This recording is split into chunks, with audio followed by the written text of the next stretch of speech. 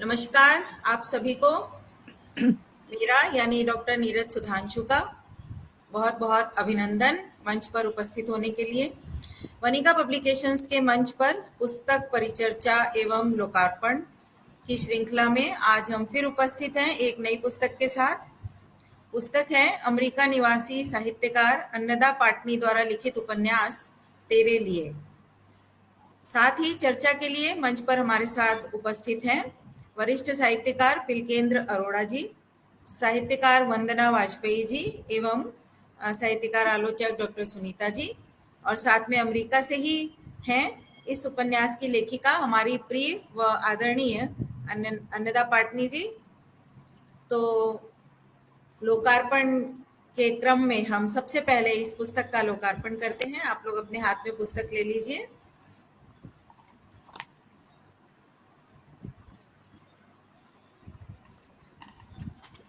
ये इस पुस्तक के दर्शन अपनी वंदना जी कहाँ चले गए? हाँ, वंदना जी कहाँ गई? लग रहा है उनका नेटवर्क चला गया है क्या? ऐसा ही लग रहा है। कोई बात नहीं, आ जाएंगे। तो इस लोकार्पण के लिए आपको बहुत बहुत बधाई। बहुत धन्यवाद, बहुत धन्यवाद। एक चीज और यहाँ पे मैं बताना चाहूंगी कि आज हम ऑनलाइन लोकार्पण कर रहे हैं आप सबके बीच, लेकिन 21 अगस्त को अमेरिका के मैरीलैंड में अन्नदा दीदी के घर ही हमारे जो वरिष्ठ साहित्यकार व्यंग्यकार हैं डॉक्टर हरीश नवल जी, उनके हाथों रूबरू ये लोकार्पण हो चुका है एक बार। तो आपको पुनः इसके लिए बधाई। बहुत बहुत धन्यवाद।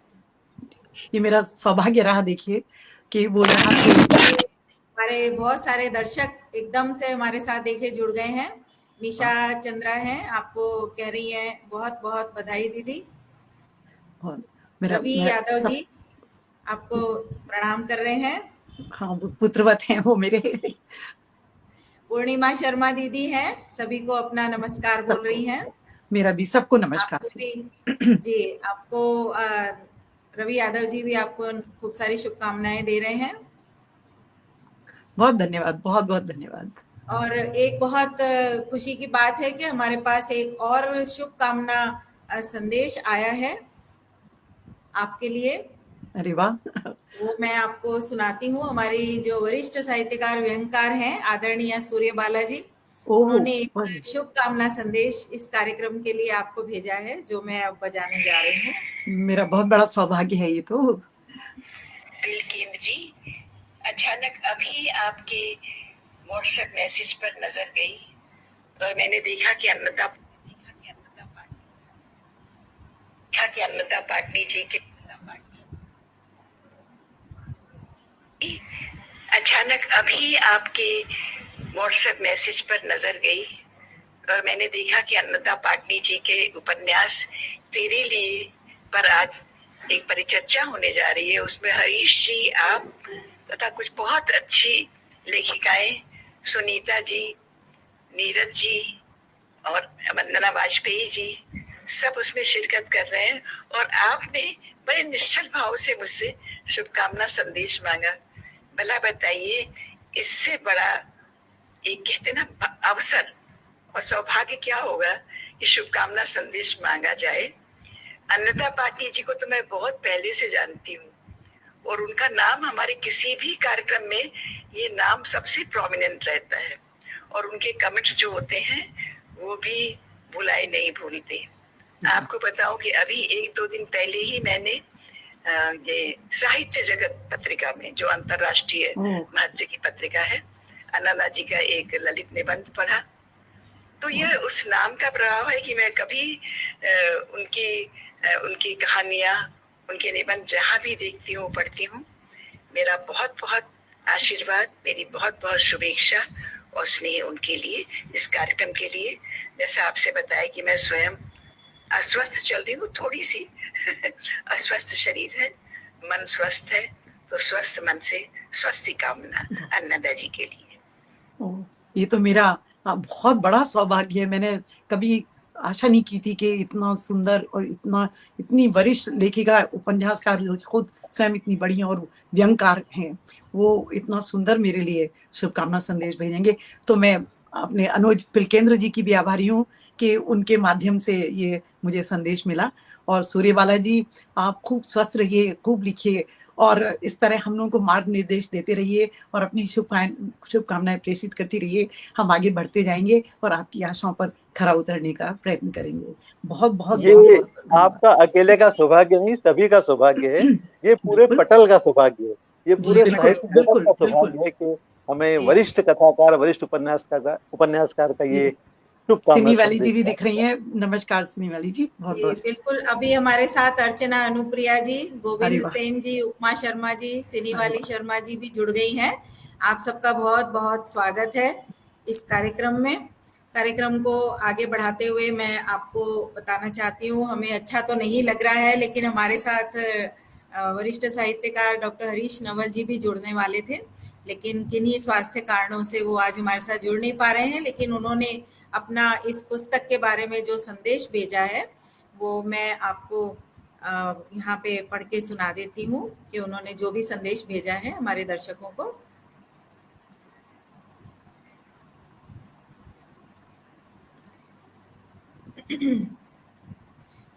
सबसे पहले तो उन्होंने आभारी व्यक्त किया है लोकार्पण और चर्चा की गोष्ठी में आमंत्रित करने के लिए।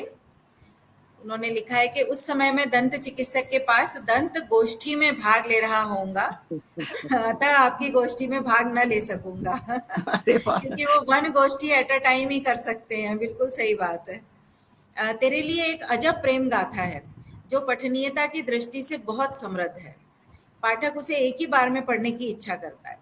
चरित्र सृष्टि की दृष्टि से अन्नदा जी ने रिंकी, क्रिस, शुभेंदु प्रताप सिंह जैसे चरित्र गढ़ते समय उनके भाव, बॉडी लैंग्वेज और संवादों पर बहुत ध्यान दिया है। सरदार बनाम शुभेंदु, जिस क्रिस बनाम मुस्तफा लेखिका की कल्पना के विस्तृत पंखों के साक्षी हैं। कुछ सहायक और गौण पात्र भी लेखिका की विशद चरित्र सृष्टि के उदाहरण हैं, जैसे दीनू, बसंती, लक्ष्मी, अब्दुल्ला और जरीना। तेरे लिए का शीर्षक सार्थक है जो रिंकी व क्रिस तथा रिंकी व शुभेंदु पर खरा उतरता है। भारत में, हरियाणा, कश्मीर और विदेश में अमेरिका के परिदृश्य और संदर्भ रोचक हैं। हिंदी फिल्मों का कितना प्रभाव समाज पर है, यह दर्शाने के लिए लेखिका का अपना फिल्म ज्ञान बहुत प्रभावी ढंग से कथा में पिरोया गया है। उपन्यास की भाषा आत्मीय और रवानगी वाली भाषा है, जिसके माध्यम से अन्नदा जी ने एक अपनी शैली विकसित की है। गंडोला से गुडेला के परिदृश्यों में विभिन्न तरह के पकवानों का स्वाद भी पाठक अनायास पा जाता है। उपन्यास का मुद्रण प्रकाशन उत्तम है। मुख्य पृष्ठ का रेखांकन शीर्षक से साम्य रखता है। इस उपन्यास में एक अच्छी साफ सुथरी फिल्म के गुण मौजूद हैं। कई स्थलों पर तो पटकथा का आभास होता है। लेखिका अन्नदा पाटनी को बहुत बहुत बधाई। इसका अगला संस्करण बहुत जल्दी नीरजा जी को प्रकाशित करना होगा। प्रकाशक महोदया को साधुवाद, हरीश नवल। तो ये था हरीश नवल जी का संदेश और साथ ही जो पुस्तक पर उनकी अपनी प्रतिक्रिया थी पुस्तक पढ़ने के बाद। और मेरे ख्याल से ये तो जो उन्होंने संक्षिप्त में प्रतिक्रिया दी वह है, और अन्नदा जी को तो उन्होंने लोकार्पण जब उनके घर पे हुआ था तो काफी विस्तृत चर्चा उन्होंने इस उपन्यास पर की थी। जी जी तो जी, कार्यक्रम को आगे बढ़ाते हुए परिचर्चा में मैं अब आमंत्रित करना चाहूंगी हमारे साहित्यकार, कथाकार वंदना वाजपेयी जी को। एक उनका मैं छोटा सा परिचय आपको देना चाहती हूँ। उन्होंने जो है MSc B.Ed कानपुर विश्वविद्यालय से किया है। कलम की यात्रा में उनकी कई प्रतिष्ठित समाचार पत्र पत्रिकाओं में निरंतर कहानियाँ, कविताएं वगैरह, व्यंग, लेख, समीक्षाएं प्रकाशित होती रहती हैं। और उनका कई रचनाओं का अनुवाद उर्दू, मराठी, अंग्रेजी, नेपाली भाषा में भी हो चुका है। महिला स्वास्थ्य पर भी उनकी एक कविता है, उसका दोष बस इतना था। उसका मंडी हाउस में नाट्य मंचन भी हो चुका है। उनका विसर्जन, वो फोन कॉल कहानी संग्रह आ चुके हैं। मायके आई हुई बेटियां उनका शीघ्र प्रकाशित कविता संग्रह है। और संपादित में दूसरी पारी आत्मकथात्मक लेख संग्रह है। कई सारे साझा काव्य संग्रहों में भी उनकी रचनाएं प्रकाशित हो चुकी हैं। ई साझा उपन्यास है देह की दहलीज पर, जो मातृभारती.com पर प्रकाशित हुआ है। वेब सीरीज में रेडी गेट सेट गो प्रतिलिपि पर प्रकाशित है। और इस समय वो संस्थापक और प्रधान संपादक हैं अटूटबंधन.com में। मैं उनको बहुत ही आदर के सम्मान के साथ मंच पर आमंत्रित कर रही हूँ। इस उपन्यास के विषय में वो अपने विचार रखें।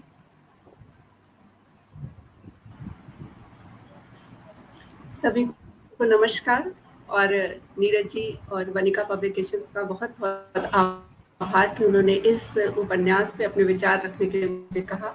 ये उपन्यास मुझे बहुत पढ़ते ही पसंद आया था और मैंने उनसे कहा भी लेखिका से कि जो है वो इतना अच्छा उन्होंने खूबसूरत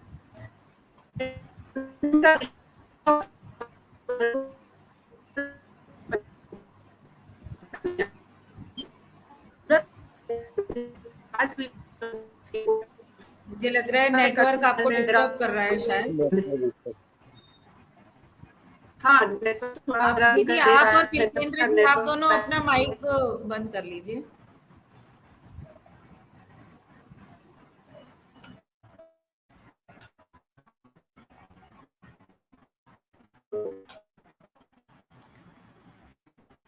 ठीक है, आवाज ठीक आ रही है आप लोग? आप ठीक आ रही है आवाज? आवाज आ रही, वीडियो ठीक नहीं आ रहा। आप कैमरा चाहे तो ऑफ करें, वीक होगा थोड़ा सा।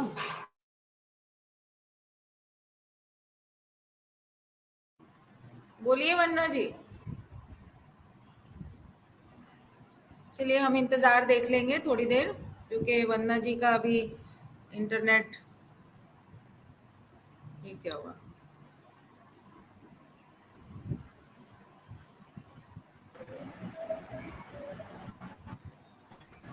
जी वंदना जी।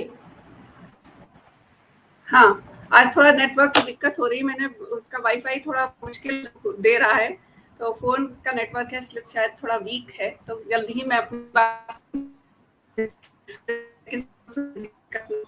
तो उपन्यास मैंने पढ़ा तो मुझे पहली ही नजर लगा कि एक लेखिका जब पहला उपन्यास लिखती है और इस कदर बांध लेती है तो ये बहुत बड़ी बात होती है लेखिका के लिए भी और पाठक को भी बड़ा आनंद है। उपन्यास होते हैं, देखा है कि बहुत सारे उपन्यास उसमें पठनीयता होती है, पर पठनीयता कोई बड़ी बात नहीं होती। हालांकि इस बात से पूरी तरह से सहमत नहीं हूँ, क्योंकि हर किताब में एक पठनीयता तो जरूरी होती है, और खास रोमांच के उपन्यासों में तो पठनीयता बहुत ज्यादा जरूरी होती है, ताकि पाठक उसमें क्या होने वाला है तो जिज्ञासा बनी रही। ये पूरी तरह से पठनीयता इस उपन्यास में बनी रही। पूरी तरह से मैंने इस उपन्यास को पढ़ा कि इसके पात्रों ने, चाहे वो सुखदेव हो, चाहे वो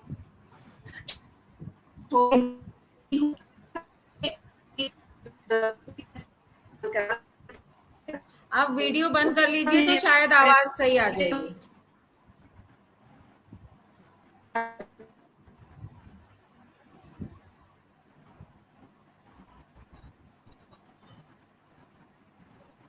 तो इस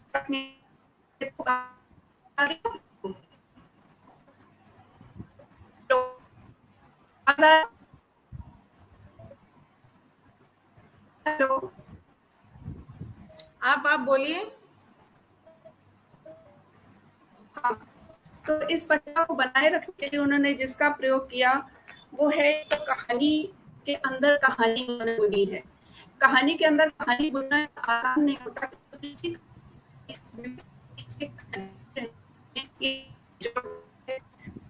बुना है। दूसरा सस्पेंस आपकी आवाज नहीं आ पा रही है ठीक से वंदना जी। मेरे ख्याल से आप अपना वीडियो एक बार बंद करके केवल बोलिए, माइक्रोफोन चालू रखिए, शायद उससे ठीक लगे। चलिए, कार्यक्रम में एक बार वो दोबारा जब जुड़ेंगी तो हम फिर से देख लेंगे, उनसे बातचीत करेंगे।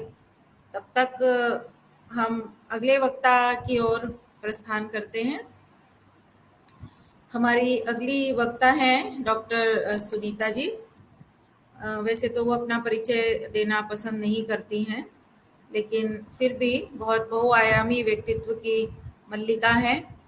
उनकी अब तक आलोचना की दृष्टि में कहानी पुस्तक और कतरन अभी बाकी है, और शोषण में हिस्सेदारी, और इसके अलावा सियोल से सरयू पुस्तकें प्रकाशित हो चुकी हैं। बहुत सारे शोध उनके और पत्र पुस्तकों में प्रकाशित हो चुके हैं, पुस्तक में, पत्र पत्रिकाओं में प्रकाशित हो चुके हैं। इसके अतिरिक्त वो चित्रकार भी हैं, हम सब जानते हैं। अनेक कार्यशालाओं में उन्होंने भाग लिया है। इसके अतिरिक्त वो, हम कह सकते हैं कि यात्राएं खूब करती हैं, सोलो ट्रैवलर हैं और खूब जगह जगह की यात्राएं करती हैं। तो उनका जो अनुभव है वो बहुत ही विस्तृत अनुभव है, लोगों से मिलती हैं, हर तरह के लोगों से मिलती हैं, और आलोचक तो वो बहुत अच्छी हैं ही। हर कोई चाहता है कि अपने पुस्तक की आलोचना समीक्षा हम उनसे करवाएं। तो हम भी चाहते हैं कि हमारे उपन्यास तेरे लिए की आलोचना भी वो इस मंच पर करें, और सच्ची सच्ची करें, दीदी को खुश करने की कोशिश नहीं करें, और यथार्थ में जो आपको महसूस हुआ हो वही आप बताएं। तो बहुत बहुत स्वागत है डॉक्टर सुनीता जी का। बहुत बहुत शुक्रिया नीरज जी। मैं इस उपन्यास के लिए अन्नदादी को बहुत बधाई और साधुवाद देती हूँ। इनका यह पहला उपन्यास है, लेकिन पढ़ने वालों को यह नहीं पता होगा कि यह पहला है, बल्कि परिपक्वता की पूरी सीमा इसमें मौजूद है। पिलकेंद्र जी को भी नमस्कार, वंदना जी को, जुड़े हुए साथियों को भी मैं नमस्कार करती हुई चलती हूँ बधाई के बाद। मुझे एक चीज याद आ रही थी जब मैं इस कहानी को पढ़ रही थी, क्योंकि आज विमोचन है, विवेचना, विमर्श या विश्लेषण का वक्त नहीं है। ऐसे में हम उपन्यास, कला, अंग, उपांग की बात नहीं करेंगे, बल्कि इस उपन्यास में क्या बिंदु मुझे पसंद आए उसके आलोक में उपन्यास के पठनीय पक्ष के कलात्मक क्रिया की बात करेंगे। तो मुझे, जब मैं ये उपन्यास पढ़ रही थी, बहुत पहले पढ़ ली थी, फिर दोबारा मैंने कल इसको पढ़ा सेकेंड सिटिंग, तब मुझे ऑस्कर वाइल्ड की एक कहानी याद आ रही थी, द नाइटिंगेल एंड द रोज, प्यार भरा दिल तोड़ दिया। यह कहानी एक ऐसे युवा की कहानी है जो प्यार से भरा हुआ है, लेकिन उसने प्यार जिया नहीं। वह जी सकता था, जीना चाहता था, लेकिन उसके सामने जो परिस्थितियां उभर कर आती हैं, जो हालात बनते हैं, उन हालातों के सामने वह ढहता गया, और इस कदर ढह जाता है कि उसके नामो निशान मिट जाते हैं। शिनाख्त के लिए शायद उसकी तस्वीरें भी घर के दीवार से गिर करके चकनाचूर हो जाती हैं और नेगेटिव रिंग की कहीं दबा लेती है। इच्छाओं का एक पहाड़ ऐसा होता है जो इसी तरह के दर्द से निकलता है। मैं इस उपन्यास के पढ़ने के दौरान ही मुझे एक लाइन दिमाग में आई थी जो आज मैंने कोट किया था, प्रेम की बारिश हुई, पहाड़ प्यासे रह गए, झीलें मुस्कुरा उठी, लेकिन पहाड़ को प्रेम करना नहीं आया।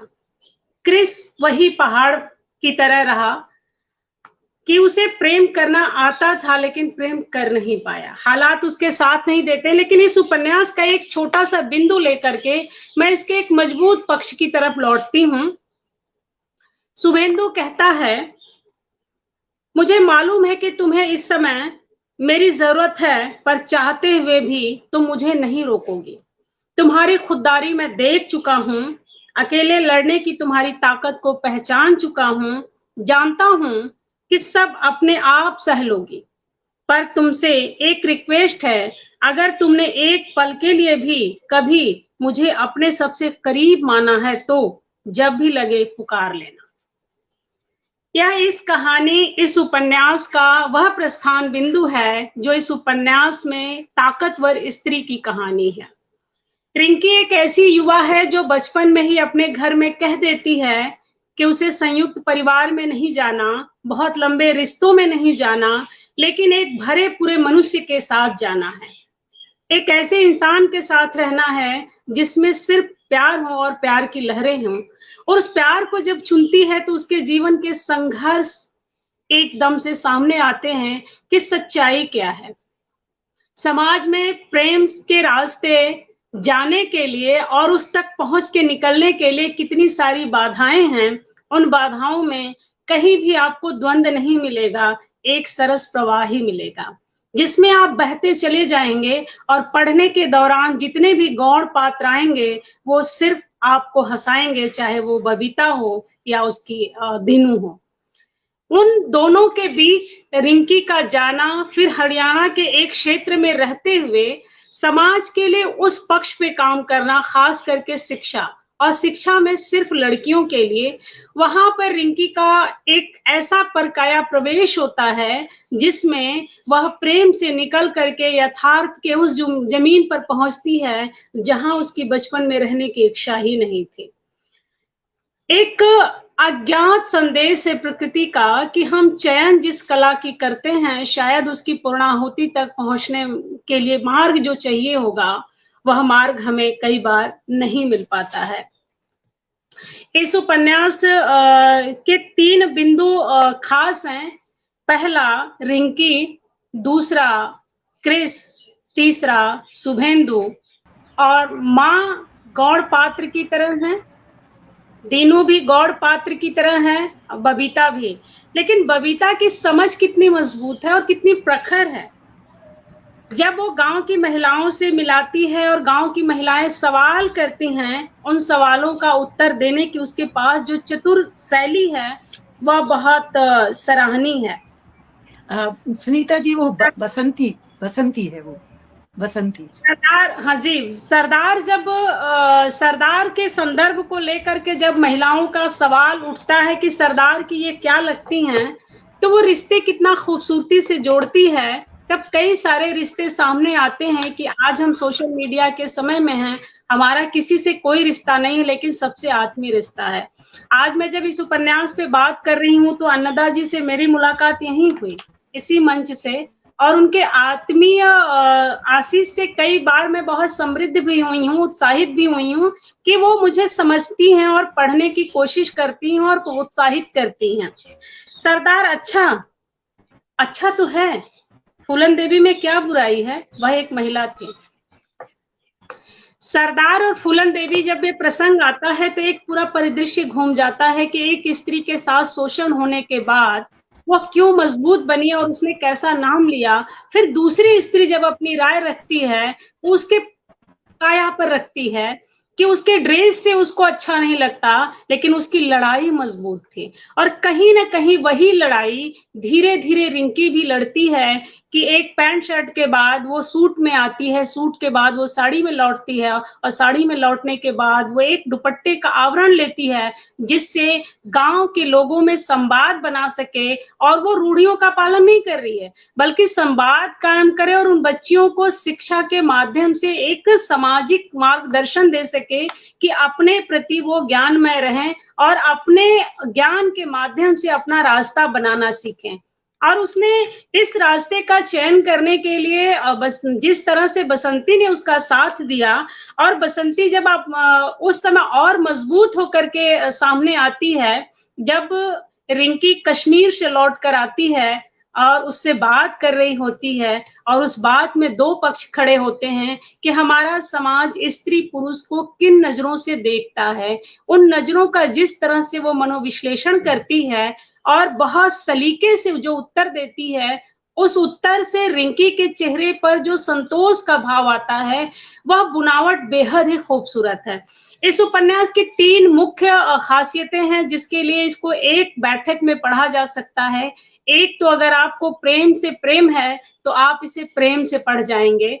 दूसरा, आपको पूरे परिदृश्य, पूरे विश्व को सुनने, समझने और जानने की इच्छा है, जिजीविषा है, और आप उत्सुक रहते हैं कि दुनिया को अपने हिसाब से समझ सकें, तो उसके लिए आपको अमेरिका, हरियाणा, थाईलैंड और कश्मीर की यात्रा बहुत सुगमता से इसमें मिलेगी। सिर्फ यात्रा नहीं, बल्कि उस जगहों की खासियतों से भी आप रूबरू हो सकेंगे। तीसरी और जो सबसे मजबूत पक्ष इस उपन्यास का है, वह है रिंकी का अपने पति के तलाश में अमेरिका से मुंबई, मुंबई से हरियाणा, हरियाणा से दिल्ली, फिर वापस अमेरिका लौटना, और उसके मिलने के बाद भी उससे न मिल पाने के बाद शुभेंदु का हो जाना। वो उसके सबसे ताकतवर पक्ष हैं कि वो एक स्त्री जो मन में ठान ली है, जिससे एक जरा सा रिश्ता है, वो प्रेम का रिश्ता नहीं बल्कि मानवीय होने का, कि वो गायब कैसे हुआ, कहाँ चला गया, और जब वो कैंसर के आखिरी स्टेज पर होता है, उसकी एक छोटी सी इच्छा रहती है कि काश एक बार गले लगा लेता तो वह अपनी पूरी जिंदगी गुजार लेता। लेकिन अगला जब चिट्ठी लिखता है, इस उपन्यास में एक चौथा बिंब भी आता है चिट्ठियों का, और उस चिट्ठी से उपन्यास और ज्यादा महत्वपूर्ण हो जाता है। उपन्यास रहस्य से भरपूर है। पहले पंक्ति से लेकर क्रिश आता है, लेकिन क्रिश 110 पेज तक बिल्कुल परिदृश्य से गायब रहता है। हाँ, कभी कभार चर्चाओं में आता है, वो रिंकी के यादों में आता है, उसके प्रेम में आता है, उसके पीड़ा में आता है, उसके विरह में आता है, और शुभेंदु के साथ संवाद के समय क्षणिक क्षणिक वो मौजूद होता है, और उसके मौजूद होने से ऐसा लगता है जैसे वो एक बहुत हट्टा कट्टा गभरू जवान और खूबसूरत युवा है। लेकिन वो युवा गायब है परिदृश्य में, इस उपन्यास में लंबे समय तक गायब रहता है, लेकिन जब वो लौटता है तो आंसू छोड़ जाता है। अगर आपका किसी भी अतीत से, वर्तमान से या भविष्य में समाज के किसी भी व्यक्ति से जरा भी आत्मीय संवेदनात्मक अनुराग है, तो आपकी आंखें नम होंगी और आप रिंकी के साथ फपक कर रोने के लिए विवश होंगे। इतनी खूबसूरती से उपन्यास बुने जाने से कहीं से भी नहीं लगता कि यह उपन्यास पहली बार में लिखा गया है या प्रथम उपन्यास है। जब शुभेंदु और लौटता है इंडिया, और क्रिस पूरी तरह से अपने शरीर का साथ छोड़ रहा होता है, वेंटिलेटर पर होता है, उस समय एक दृश्य याद आता है, वो है दिल का क्या कसूर। उस दृश्य से क्रिस का चेहरा बहुत मिलता है। जिसने उस फिल्म को देखा है, उसे उस लड़की की जगह वह क्रिस ही दिखाई देगा कि उसकी सुंदर सी काया कैसे बिल्कुल मलिन होती है और ढलते ढलते एक दिन सूरज के साथ ढल जाता है। सूरज तो फिर भी उगाते हैं, लेकिन शुभेंदु के रूप में क्रिस नहीं उगता है, बल्कि क्रिस छोड़कर चला जाता है, शुभेंदु के रूप में अपने आप वहां प्रवेश करता है। एक अंश इसका एक आता है जहां पर इसको मैं लेती हूं, मन पक्का हो और रिश्तों को निभाना हो तो कमरा क्या, एक बिस्तर पर होने से भी कमजोर नहीं हो सकते। बसंती इतना खूबसूरत तर्क देती है कि उसके चतुराईपूर्ण तर्क से ऐसा लगता है जैसे पढ़ा लिखा होना उतना महत्वपूर्ण नहीं है, बल्कि महत्वपूर्ण यह है कि आप सामाजिक दृष्टि से कितना प्रगतिशील चेतना से संपन्न है। प्रगतिशीलता स्वभाव में आपके समझ से आती है, न कि सवालों से या संदर्भों से आती है। और वो जो तर्क देती है, उसके बाद रिंकी के मन का जो भार हल्का होता है, उसके खोजने की जिज्ञासा और बढ़ जाती है कि वो क्रिस से कब मिलेगी, किन दिनों में मिलेगी और कैसे मिलेगी और किस तरह से मिलेगी। एक बहुत रोमानियत, आपको रोमानी अंदाज अगर पसंद है और इश्क के फहों में घुसने का शौक है और समंदर के फेनू पर खड़े होकर के पर्वत छूने की आस अगर आपके अंदर है, तो यह लाइनें आपके लिए ही शायद अन्नदादी ने लिखा है। मुझे छोड़कर मत जाओ। और मैं कुछ बड़बड़ाए जा रहा था, रिंकी ने ध्यान से सुना। कह रहा था, मैं तुम्हें बहुत प्यार करता हूं। मैंने कभी कहा नहीं तो क्या, पर मन ही मन तुम्हें बहुत प्यार करता हूं, बहुत प्यार करता हूं। मुझे छोड़कर मत जाना, मेरे पास ही रहना जिंदगी भर। इस लाइन की पूर्णाहुति जाकर के क्रिस के मृत्यु के बाद आखिरी में जब रिंकी के लिए लिखा हुआ क्रिस का खत हाथ में लगता है, उस खत के तर्जुमान से पता चलता है कि उसकी आखिरी ख्वाहिश क्या थी। जिस तरह का क्रिस त्याग करता है, आमतौर पर समाज में इसकी परिकल्पना ना के बराबर देखने को मिलती है, बहुत एकाध अपवाद के स्वरूप मिलता है। फिल्मों में इस तरह की चीजें बहुत मिली हैं, लेकिन वर्तमान या यथार्थ समाज में जब हम ढूंढने जाएंगे तो ऐसे किरदार बहुत उंगलियों पर गिनने वाले मिलते हैं, क्रिस जैसे या शुभेंदु जैसे। शुभेंदु और रिंकी के बीच में जो मानवीय संबंध है, दरअसल ऐसे संबंधों का विस्तार समाज में सबसे ज्यादा होना चाहिए। तब मुझे एक चीज याद आती है, जब मैं एक स्टोरी का जिक्र कर रही थी तब मुझे उसी का एक दूसरा पक्ष याद आता है कि फिर वही शाम, जो इवान बुनिन ने अपने कथन में लिखा था कि जब हम प्रेम में होते हैं तो परवाह बहुत करते हैं, लेकिन जब हम प्रेम के उस पक्ष से बाहर निकल जाते हैं तो हम कठोरता की तरफ बढ़ने लगते हैं। क्रिस भी प्रेम से नहीं हटता है, बल्कि परिस्थितियां जब उसे हटा देती हैं तो किस तरह से वो कठोर होता है, और उसका कठोर हो जाना बहुत कचोटता है। वो किरदार आपके जहन में ऐसे रुक जाएगा कि क्या उसकी यह नियति थी या उसकी परिस्थिति थी। तो जो बहुत भावुक नहीं होंगे, जिन्हें बहुत विश्लेषण की आदत होगी, उन्हें ये कहानी आकर के वहां पर एकदम ठिठका देगी, लेकिन जो संवेदनशील पाठक होंगे उनकी आंखें भीग जाएंगी। इसलिए नहीं भीगेंगी कि क्रिस मौत की तरफ बढ़ जाएगा, बल्कि इस बात से भीग जाएंगी कि क्रिस जैसे युवा जो अपनी भरी पूरी जवानी में एक जिंदगी जी सकते थे, समाज के लिए कुछ कर सकते थे, अपने समय के लिए, अपने परिवार के लिए, वो नहीं कर पाए, चाह करके भी नहीं कर पाए। वो रिंकी के लिए बहुत कुछ करना चाहता था लेकिन नहीं कर पाया, और ना कर पाने का दुख लेकर के जब आदमी मरता है तो उसकी नियति में क्या है यह तो बात की बात है, लेकिन वो अपनी नियति जो तय करके जाता है शुभेंदु के रूप में, यह इस उपन्यास की सबसे बड़ी सफलताओं में से एक मैं मानती हूँ। अक्सर होता है कि जब हम अंत की तरफ बढ़ रहे होते हैं तो निभ नहीं पाता है, अंत हड़बड़ा जाता है, या उपन्यास की उस कसौटी से हम कई बार हटने लगते हैं, लेकिन यह धीरे धीरे उपन्यास जहन में ठसक की तरह बैठते जाता है, दुख के रूप में, चिंता के रूप में, पीड़ा के रूप में, परिवेश के रूप में, और सबसे बड़ी बात प्रेम के रूप में। इस उपन्यास का रंग बिल्कुल प्रेम है, और प्रेम का रंग ब्लैक एंड व्हाइट नहीं होता, प्रेम बहुरंगी होता है, इंद्रधनुषी होता है, और जीवन में जब इंद्रधनुष का संदर्भ जुड़ता है तो सुख और दुख दोनों सयास आते हैं। उपन्यास की भाषा बड़ी बेहतरीन है। जिन लोगों को बिल्कुल पढ़ने का शौक नहीं है वो भी इस उपन्यास को जब पढ़ना शुरू करेंगे तो आखिर तक खुद को रोक नहीं पाएंगे कि वाकई में हम एक अच्छे किरदार के साथ आगे बढ़ रहे हैं। कई बार देखा गया है कि उपन्यास का जब चरित्र विकास हम कर रहे होते हैं तो चरित्र विकास में परिवेश को जोड़ने के दौरान कई सारे ऐसे हम ख्यालों को जोड़ देते हैं जिससे रचना प्रभावित होने लगती है और हम किरदार से हटने लगते हैं। इस तरह का विश्लेषण इस उपन्यास में कोशिश नहीं की गई है, और वहीं पे कई बार लगता है कि या तो यह अंश छूट रहा है या जिसे हमने पकड़ने की कोशिश की है वो वहीं रुका चला जा रहा है। जैसे जेल का जब प्रसंग आता है तो एक दृश्य उभरता है कि यह जेल क्यों गया।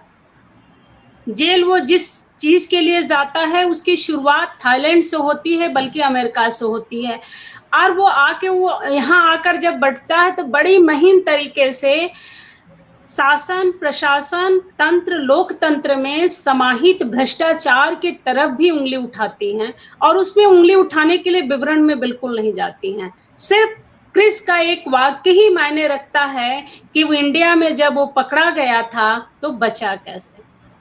उसके लिए विवरण में न जाना ये एक बड़ी कलात्मक सफलता है, और यह कलात्मक सफलता इस उपन्यास की सबसे अच्छी चीज मुझे लगी कि संश्लिष्ट शैली में न होते हुए भी एक सहज प्रवाह में और तार्किक दृष्टि से यह आगे बढ़ती है, जिसमें प्रेम तो है ही, लेकिन प्रेम के साथ साथ सामाजिक चिंता भी है, उसमें शैक्षिक भी है, सामाजिक भी है, पारिवारिक भी है, और तंत्र में बैठे हुए भ्रष्टाचार की वो महीन परतें भी शामिल हैं जो धीरे से आती हैं। बहुत तेज नहीं आ रही हैं और बहुत धीरे से आती हैं। क्रिस की खासियत ये थी कि वो बहुत ऊंचाई पे जाना चाहता था, लेकिन बहुत तेजी से नीचे गिरता है। आज हम जब वर्तमान की तरफ देख रहे हैं तो हर कोई रातों रात चांद पे पहुंच जाना चाहता है। ऐसे में चांद की कल्पना करना बुरी बात नहीं है, लेकिन उस चांद तक पहुंचने के लिए जिस मार्ग का हम चयन करते हैं, वह मार्ग सोचने पर विवश करता है कि क्या चांद पर पहुंचने का यही एकमात्र रास्ता है। यहाँ पर क्रिस को लेकर के एक सवाल आप सबके मन में उठ सकता है कि क्रिस ने अपने घर वालों की चर्चा कहीं क्यों नहीं की, और जब वो लौटता है तो वो इतना तटस्थ क्यों रहता है, इतना बुझा बुझा रहने के दौरान भी उसके मन में कोई मोह उमंग नहीं उभरता है। तो यहाँ पर सबको यही उत्तर मिलेगा जब आखिर में पता चलेगा कि दरअसल वो कैंसर के आखिरी स्टेज में है। वह स्टेज शब्द ही शायद इंसान को इतना मोह माया से मुक्त कर देता है कि आप अध्यात्म की तरफ बढ़ने लगते हैं कि हमारे जीवन की आखिरी और मूल जो नियति तय हुई है वो यही है कि हमारी मौत ही हमारी आखिरी सच्चाई है। जिंदगी तो शायद झूठ के पगडंडियों पर चलने का नाम भर है। एक अंश यहाँ से एक और मैं छोटा सा पक्ष लेती हूँ इस उपन्यास को, जो बहुत बारीकी से सामने आता है किडनैपिंग का। गलत तरीके से किडनैपिंग और सही तरीके की किडनैपिंग। आमतौर पे देखा गया है कि अगर गलत तरीके की भी किडनैपिंग हो जाती है तो उसमें पुलिस प्रशासन पूरा मिल करके हील हवाला करके केस को ऐसे कदर से डाइवर्ट कर देता है कि सच सामने आ ही नहीं पाता। अभी हाल ही में एक कहानी हमने पढ़ी थी फांसी, उसमें ऐसा ही कुछ होता है, जिसको फांसी नहीं दी जानी चाहिए थी उसे फांसी की सजा हो जाती है। खैर, उसी तरह से इसमें यह बिंदु आता है कि अपराध की जड़ें तैयार कैसे होती हैं, किन परिस्थितियों में आती हैं और किस तरह से खड़ी होती हैं। रिंकी का सरदार के साथ मिलना जिस नाटकीयता से होता है वह रोमांच भरा भी है और भयभीत करने वाला भी है, लेकिन उसके चेहरे पर कोई भाव नहीं आता, एकदम निर्विकार रहती है। उसका निर्विकार हो जाना आखिर में ज्यादा आपको समझ में आएगा जब उपन्यास के आप पूर्ण रूप में जाएंगे कि निर्विकार होना दरअसल अध्यात्म की वह चरमोत्कृष्ट श्रेणी है जिसमें मनुष्य सच से वास्तविक साक्षात्कार कर लेता है। और रिंकी साक्षात्कार कर चुकी थी क्योंकि उसका क्रिस खो गया था जिसकी तलाश में वो निकली थी। आमतौर पे लड़कियां चीजें खो जाने पर तलाश में नहीं निकलती हैं, और लोक में तो गाना भी है कि पटक दिले थरिया बलम गेला झरिया पहुंचला कि ना। वो संदेश भेजना चाहती है लेकिन खोजने नहीं जाती है। यहाँ नायिका खोजने निकल पड़ती है, नीला को भी उतना ही बताती है जितना से नीला सिर्फ स्वतंत्र हो सके कि हाँ वो अपने लोगों के बीच में जा रही है, लेकिन नीला को भी उतना नहीं बताती है जितना कि वो खुद से छुपा ले जाती है। वो स्वयं से बहुत कुछ छुपा रही थी, बट जब वो कैद हो जाती है, कैदी बनती है और एक ऐसे व्यक्ति से मिलती है जो सरदार से शुभेंदु बनता है, तो उसका सरदार से शुभेंदु बनना ज्यादा आपको प्रेममय बना देता है। और यह उपन्यास लगातार आपका हार्ट बीट भी बढ़ाएगा। जो भाविक लोग होंगे उनका हार्ट बीट बार बार बढ़ेगा, घटेगा, उतरेगा, चढ़ेगा, क्योंकि एक किरदार है जो नेपथ्य से गायब है लेकिन चिंतन में, जहन में, परिदृश्य में और उसके अंग प्रत्यंग में चल रहा है, और एक किरदार है जो 24 घंटे उसके साथ चल रहा है लेकिन उसके साथ मोह का धागा नहीं है। इन सारे पक्षों को समझने के लिए, जानने के लिए आपको उपन्यास को पढ़ना होगा। मैं कहानी के उस पक्ष को नहीं खोल रही हूँ। हम आज सिर्फ इसी बात की बात कर रहे हैं कि विमोचन है, और विमोचन के दिन पहली किताब इतनी मजबूत तरीके से अगर आए तो अच्छा लगता है। मुझे इस तरह की किताबें बहुत पसंद आती हैं कि बच्चे हाथ में लें और पढ़ते चले जाएं। ऐसा नहीं कि बहुत खास वर्ग के लिए शैली में खास तरीके से लिखे जाए, जैसे कि कई बार हम लोग लिख देते हैं या हम लोग लिखते रहते हैं। बट यह उपन्यास सर्वपठनीय है, और अन्नदा जी को फिर से मैं बधाई दूंगी कि इतना रुमानी, इतना खूबसूरत, इतना संतुलित लहजे में एक ऐसे किरदार को रचा है जिसमें एक पूरा परिदृश्य घटता है, जैसे सेलुलाइट के सामने हम खड़े हैं और किरदार हमारे सामने चल रहे हैं और उन किरदारों के साथ हम भी बात कर रहे हैं कि हमारी जिंदगियों में क्या है, किस तरह से है। एक जगह जब ये आता है कि यहीं पास की खेत की किसी झोपड़ी में तुमको अनुभव हो जाएगा लोग झोपड़ी में कैसे रहते हैं, मजा आएगा। जगह जगह चुहल है, हास्य है, व्यंग है, रहस्य है, रोमांच है और रोमांस है। सबसे ज्यादा जो है इसमें वो यही है और यह उपन्यास बेहतरीन बन पड़ा है। मुझे खुशी है कि इतना अच्छा उपन्यास के साथ हम लोग यहाँ बैठे हैं और बात कर रहे हैं। कहानी न खोलते हुए भी मैं एक बात जो यहाँ पर रखना चाहती हूँ वो ये कि गांव में अक्सर क्या होता है कि एक अलग तरह की सभा होती हैं। उन सभाओं के साथ कैसे व्यवहार होता है, खाने की चर्चा या किसी रचना पर आरोपित हो जाना, जैसे विभा रानी के उपन्यास पर एक आरोप है कि वो रेसिपी केंद्रित है, लेकिन वास्तविकता में देखा जाए तो अन्नदादी ने अपने उपन्यास में सबसे खूबसूरती से रेसिपियों को सलीके से परोसा है कि आज शाम में क्या बनना है, दोपहर में क्या बनना है, और जब कश्मीर के शिकारे में जाते हैं या हाउस बोट में जाएंगे तो हमारी जिंदगी कैसी होगी। तो ये बहुत खूबसूरती से रचा हुआ और किरदार बहुत ज्यादा नहीं है कि आपको बहुत याद करना होगा। गौड़ पात्र जो है वो दो ही मुख्य रूप से हमारे सामने आते हैं, दो इंडिया में आते हैं, दो इंडिया के बाहर आते हैं, और उन दोनों को समझने के लिए मुझे लगता है आप लोगों को उपन्यास तक जाना चाहिए। नीरज जी को भी बहुत साधुवाद, इतने बहुत खूबसूरत उपन्यास प्रकाशित करने के लिए, सुंदर, कलात्मक और सुसज्जित। नीरज जी। जी बिल्कुल, बहुत बहुत धन्यवाद। आप तो खैर सभी आयामों को पकड़ लेती हैं, कोई चीज़ शायद ही इसमें छूटी होगी मेरी दृष्टि से कि जो इंगित करने से रह गई हो। तो हर चीज़ को आपने लेकर इसकी जो सुंदर समीक्षा की है उसके लिए आपका बहुत बहुत धन्यवाद। और अन्नदा जी अपने विचार आपके इस समीक्षा पे जब उनका नंबर आएगा बोलने का तब वो रखेंगी। तब तक हम देख लेते हैं, हमारे साथ और भी बहुत सारे दर्शक जुड़ गए हैं।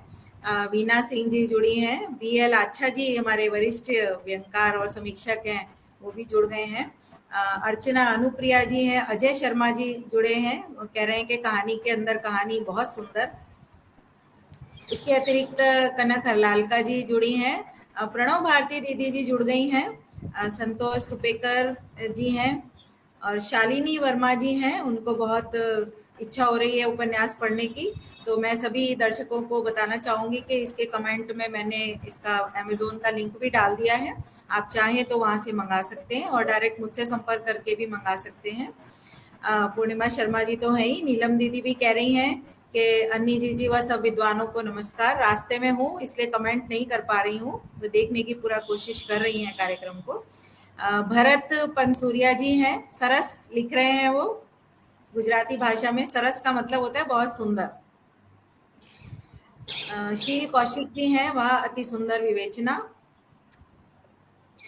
कविता वर्मा जी कह रही हैं बढ़िया चर्चा चल रही है। छाया अग्रवाल जी जुड़ी हुई हैं, सुंदर समीक्षा। सरस दरबारी जी कह रही हैं सुनीता जी आपकी विवेचना उपन्यास पढ़ने को बाध्य कर रही है, होनी भी चाहिए। इसी तरह की विवेचना अच्छी होती है जो सबको उद्यत करे कि अब हमें भी पढ़ना है, न जाने क्या है इसके अंदर, जब तक पढ़ेंगे नहीं तब तक चैन नहीं आएगा, तो ऐसा होना ही चाहिए। मीना सदाना अरोड़ा जी भी हार्दिक बधाई और शुभकामनाएं दे रही हैं, ये भी अच्छी व्यंगकार हैं। तो मैं एक बार फिर से आमंत्रित करने की कोशिश करती हूँ हमारी वंदना जी को, अगर वो, मुझे लगता है अभी फिर उनका कनेक्शन गड़बड़ हो रहा है, आज नेटवर्क कनेक्शन उनको प्रॉब्लम कर रहा है। तो कार्यक्रम को आगे बढ़ाते हुए नीरज जी मुझे लगता है कि मैं फ्रंट स्टेज पे हूँ, बाकी सारे बैक स्टेज हैं, तो इसको ठीक करिए। वो सोलो में आ जाता है ना, इसलिए मैं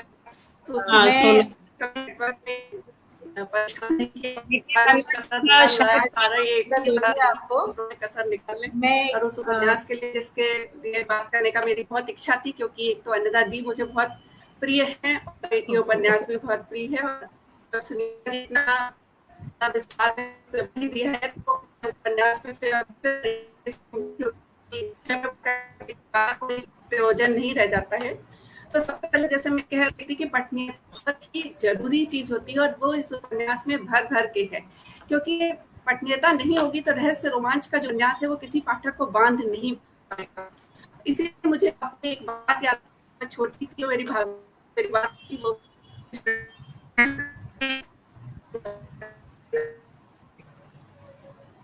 वंदना जी का नेटवर्क आज उनको बहुत परेशान कर रहा है।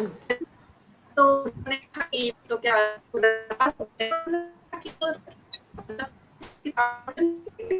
मुझे थोड़ा समय लगा कि कोई पंगा क्यों आ गया। फिर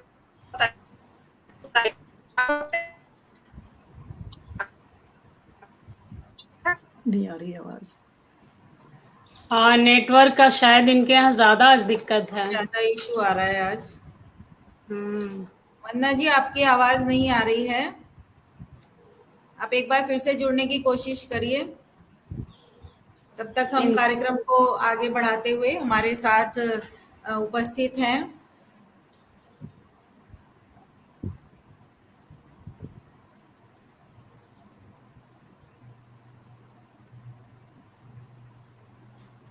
नेटवर्क दिक्कत करे तो फिर मुश्किल हो जाती है।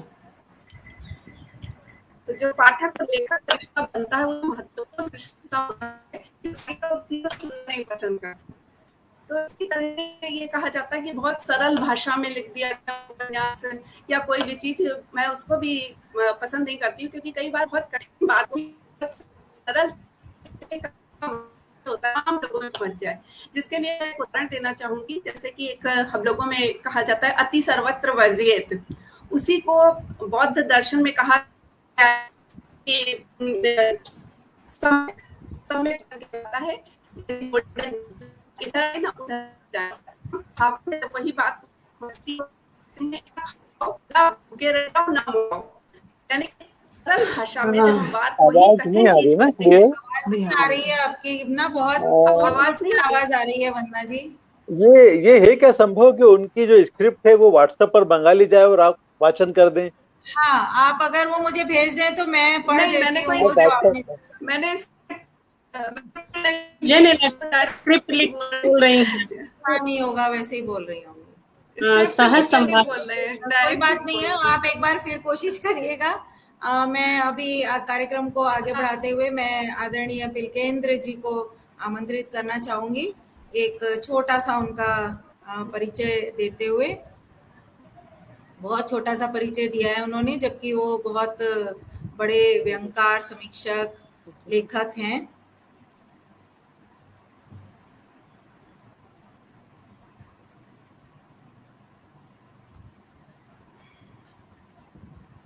तो परिचय ही कहाँ घूम गया। मैं ही दे दूंगा परिचय। नहीं, मिल गया है। व्यंगकार पिलकेंद्र अरोड़ा जी हैं, डॉक्टर पिलकेंद्र अरोड़ा जी, जो कि उज्जैन से हैं।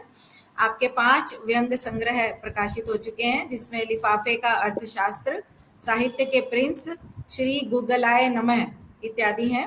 मध्य प्रदेश के व्यंगकारों पर केंद्रित व्यंग प्रदेश और वनिका पब्लिकेशंस पटल पर आयोजित ऑनलाइन साक्षात्कारों पर आधारित आपकी पुस्तक है साक्षात व्यंगकार, इनका आपने संपादन किया है। और सिख धर्म और दर्शन की 4 पुस्तकें भी आपने लिखी हैं। तो मैं बहुत ही आदर के साथ आपको आमंत्रित करना चाहती हूँ इस मंच पर अन्नदा दीदी के उपन्यास तेरे लिए पर अपने विचार व्यक्त करने के लिए। स्वागत है आपका। बहुत बहुत धन्यवाद श्रद्धेय नीरज जी।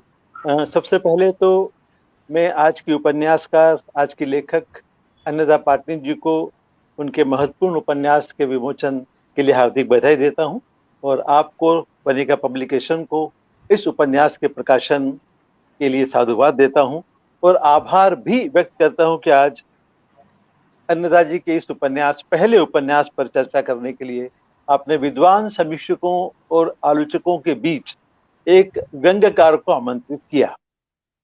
अन्नदा जी ने इस उपन्यास की भूमिका में लिखा है कि उन्हें इस उपन्यास के लिए जो प्रोत्साहन और प्रेरणा मिली वो मेरे द्वारा मिली। इस बात का मैं समर्थन नहीं करता, क्योंकि जिस व्यक्ति ने खुद ने अपने जीवन में उपन्यास नहीं लिखा, जैसा कि आपने मेरे परिचय में देखा है, तो वो भला किसी और व्यक्ति को उपन्यास लिखने की प्रेरणा कैसे दे सकता है। मैं बधाई देना चाहता हूं वरिष्ठ साहित्यकार, आलोचक, समीक्षक डॉक्टर सुनीता जी को। उन्होंने इतनी महत्वपूर्ण समीक्षा की है, इतनी विस्तृत, इतनी सम्यक, संपूर्ण, सुंदर समीक्षा की है कि मेरे पास अब कुछ बोलने के लिए अतिरिक्त शायद कुछ रह भी नहीं जाता। ऐसा लगेगा कि एक परिशिष्ट है, एक रिवीजन है जो मुझे करना है। कितनी सुंदर बात उन्होंने कही है। यदि आप प्रेम से प्रेम करते हैं तो आप प्रेम से इस उपन्यास को पढ़ डालिए। प्रेम बहुरंगी होता है, वो ब्लैक एंड व्हाइट नहीं होता, वह इंद्रधनुषी होता है। 7 रंगों का प्रेम होता है जिसमें उतार चढ़ाव सब होते हैं। बहुत ही महत्वपूर्ण बात, महत्वपूर्ण समीक्षा, इतनी विस्तृत समीक्षा और इतनी गहन समीक्षा भी साथ साथ हम कह सकते हैं जो आपने आज की। मैं तो धन्य हो गया आपकी समीक्षा को सुनकर। मैं आपके समीक्षक को प्रणाम करता हूं, अभिनंदन करता हूं।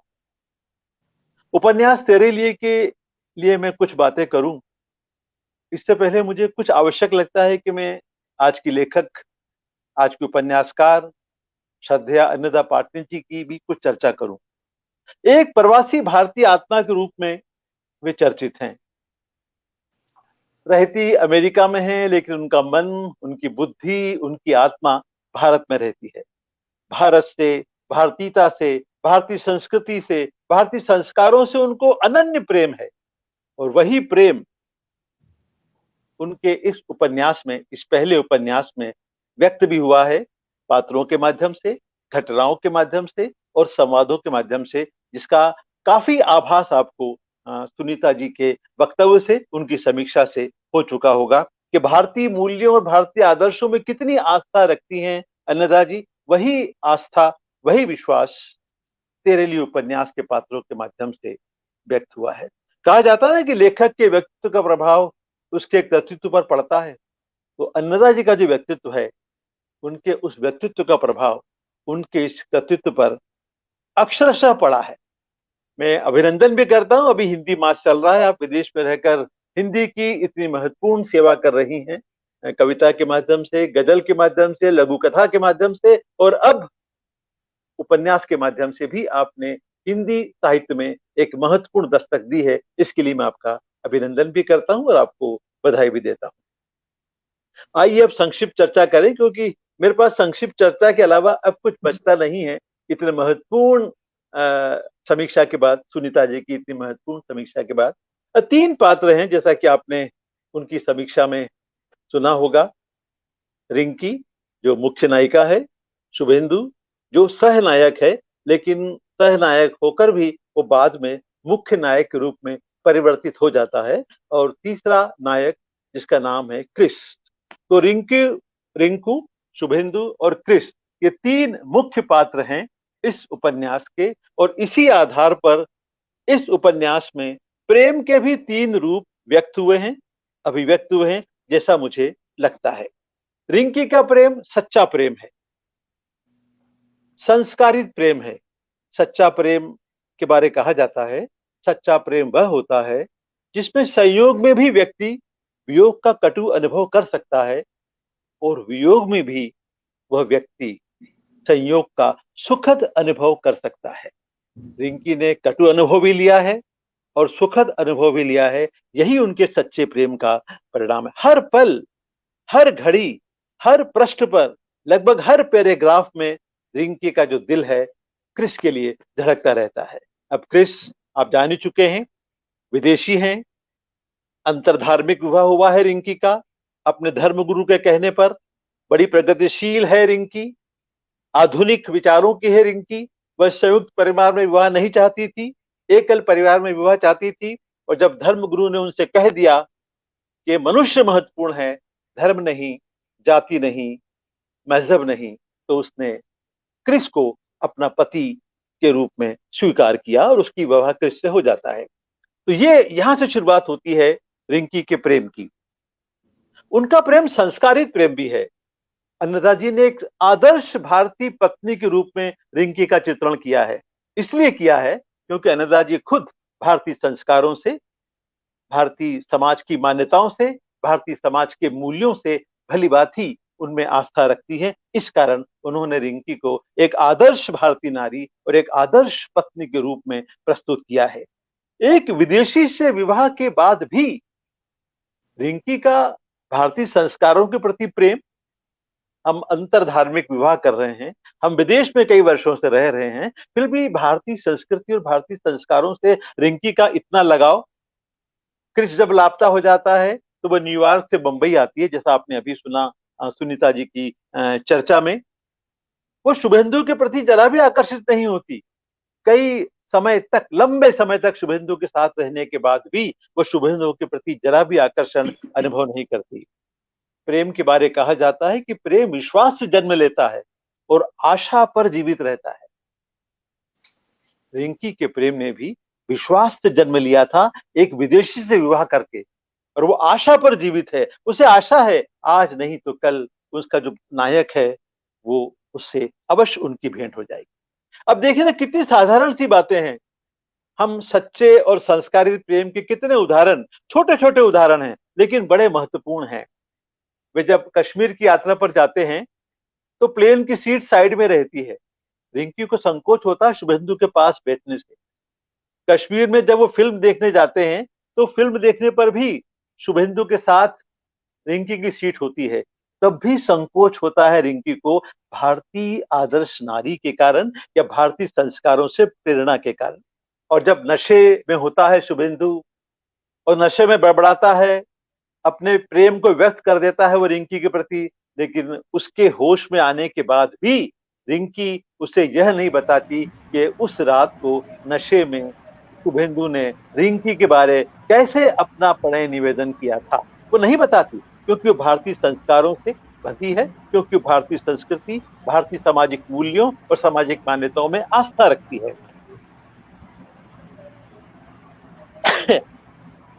इतना ही नहीं, जब अंत में, जैसा अभी जिक्र किया सुनीता जी ने, अंतिम पत्र लिखता है क्रिस, और अंतिम पत्र का जो अंतिम पैराग्राफ होता है, रिंकी उस पैराग्राफ का वाचन भी सबके सामने नहीं करती। जो पत्र क्रिस अपनी मम्मी के नाम लिखता है, उस पैराग्राफ में क्रिस ने लिखा था कि मेरी अंतिम इच्छा है, मेरी अंतिम इच्छा है कि मेरी मृत्यु के बाद शुभेंदु और रिंकी का विवाह हो जाए, तभी मेरी आत्मा को शांति मिलेगी, तभी मेरी आत्मा को शांति मिलेगी। इतना महत्वपूर्ण संदेश भी रिंकी नहीं पढ़ती, उस पैराग्राफ को वो नहीं पढ़ती, और उतना ही पत्र पढ़ती है जितना पत्र पढ़ने की उसकी आत्मा, उसका मन, उसकी बुद्धि उसे अनुमति देती है। यहां तक ही नहीं, वो अपनी मित्र नीला से कहती है कि तुम शुभेंदु से विवाह कर लो। शुभेंदु बड़ा सुशिक्षित है, किसी का माइक चालू है शायद। शुभेंदु सुशिक्षित है, वह संपन्न है, वह समझदार है, वह चरित्रवान है।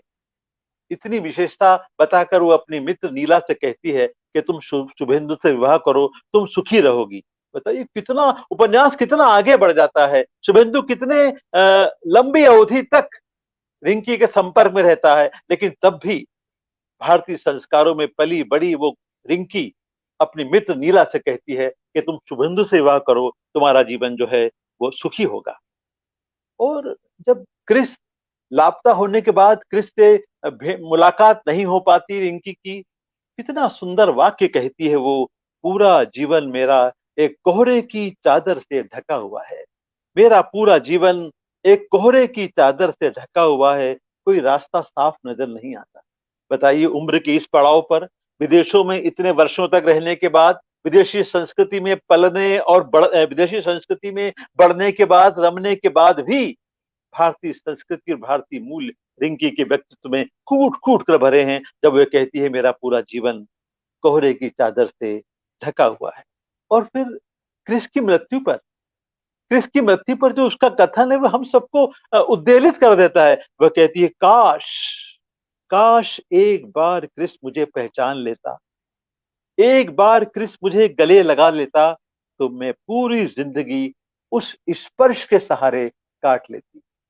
बताइए कितना महान प्रेम, प्रेम की पराकाष्ठा प्रेम की उच्चतम सीमा यह कहती है कि एक बार अगर क्रिस मरने से पहले मुझे गले लगा लेता तो मैं पूरी जिंदगी उस स्पर्श के सहारे काट सकती थी। तो ये जो रिंकी का प्रेम है, जो मुख्य नायिका है इस उपन्यास की, वो एक सच्चा प्रेम है, एक संस्कारित प्रेम है, एक मर्यादित प्रेम है, जो भारतीय संस्कृति और भारतीय संस्कारों की घोषणा करता है, उन्हें प्रमाणित करता है कि कैसे रिंकी विदेश में रहकर भी उसकी जो जड़ें हैं वो भारतीय संस्कृति में और भारत में रची बसी हुई हैं। दूसरा जो पात्र है मुख्य, जिसकी चर्चा अभी समीक्षा में की सुनीता जी ने, जो सहनायक है, जो अभी सहनायक है उपन्यास के मध्य में, लेकिन बाद में वो महानायक सिद्ध हो जाता है। जैसा अन्नदा जी ने भी कहा था कि भाई वो तो मेरा मुख्य नायक है, शुभेंदु, जिसे सरदार कहकर भी उपन्यास में संबोधित किया है। शुभेंदु का जो प्रेम है पवित्र प्रेम है, वो सात्विक प्रेम है, वो शुद्ध प्रेम है।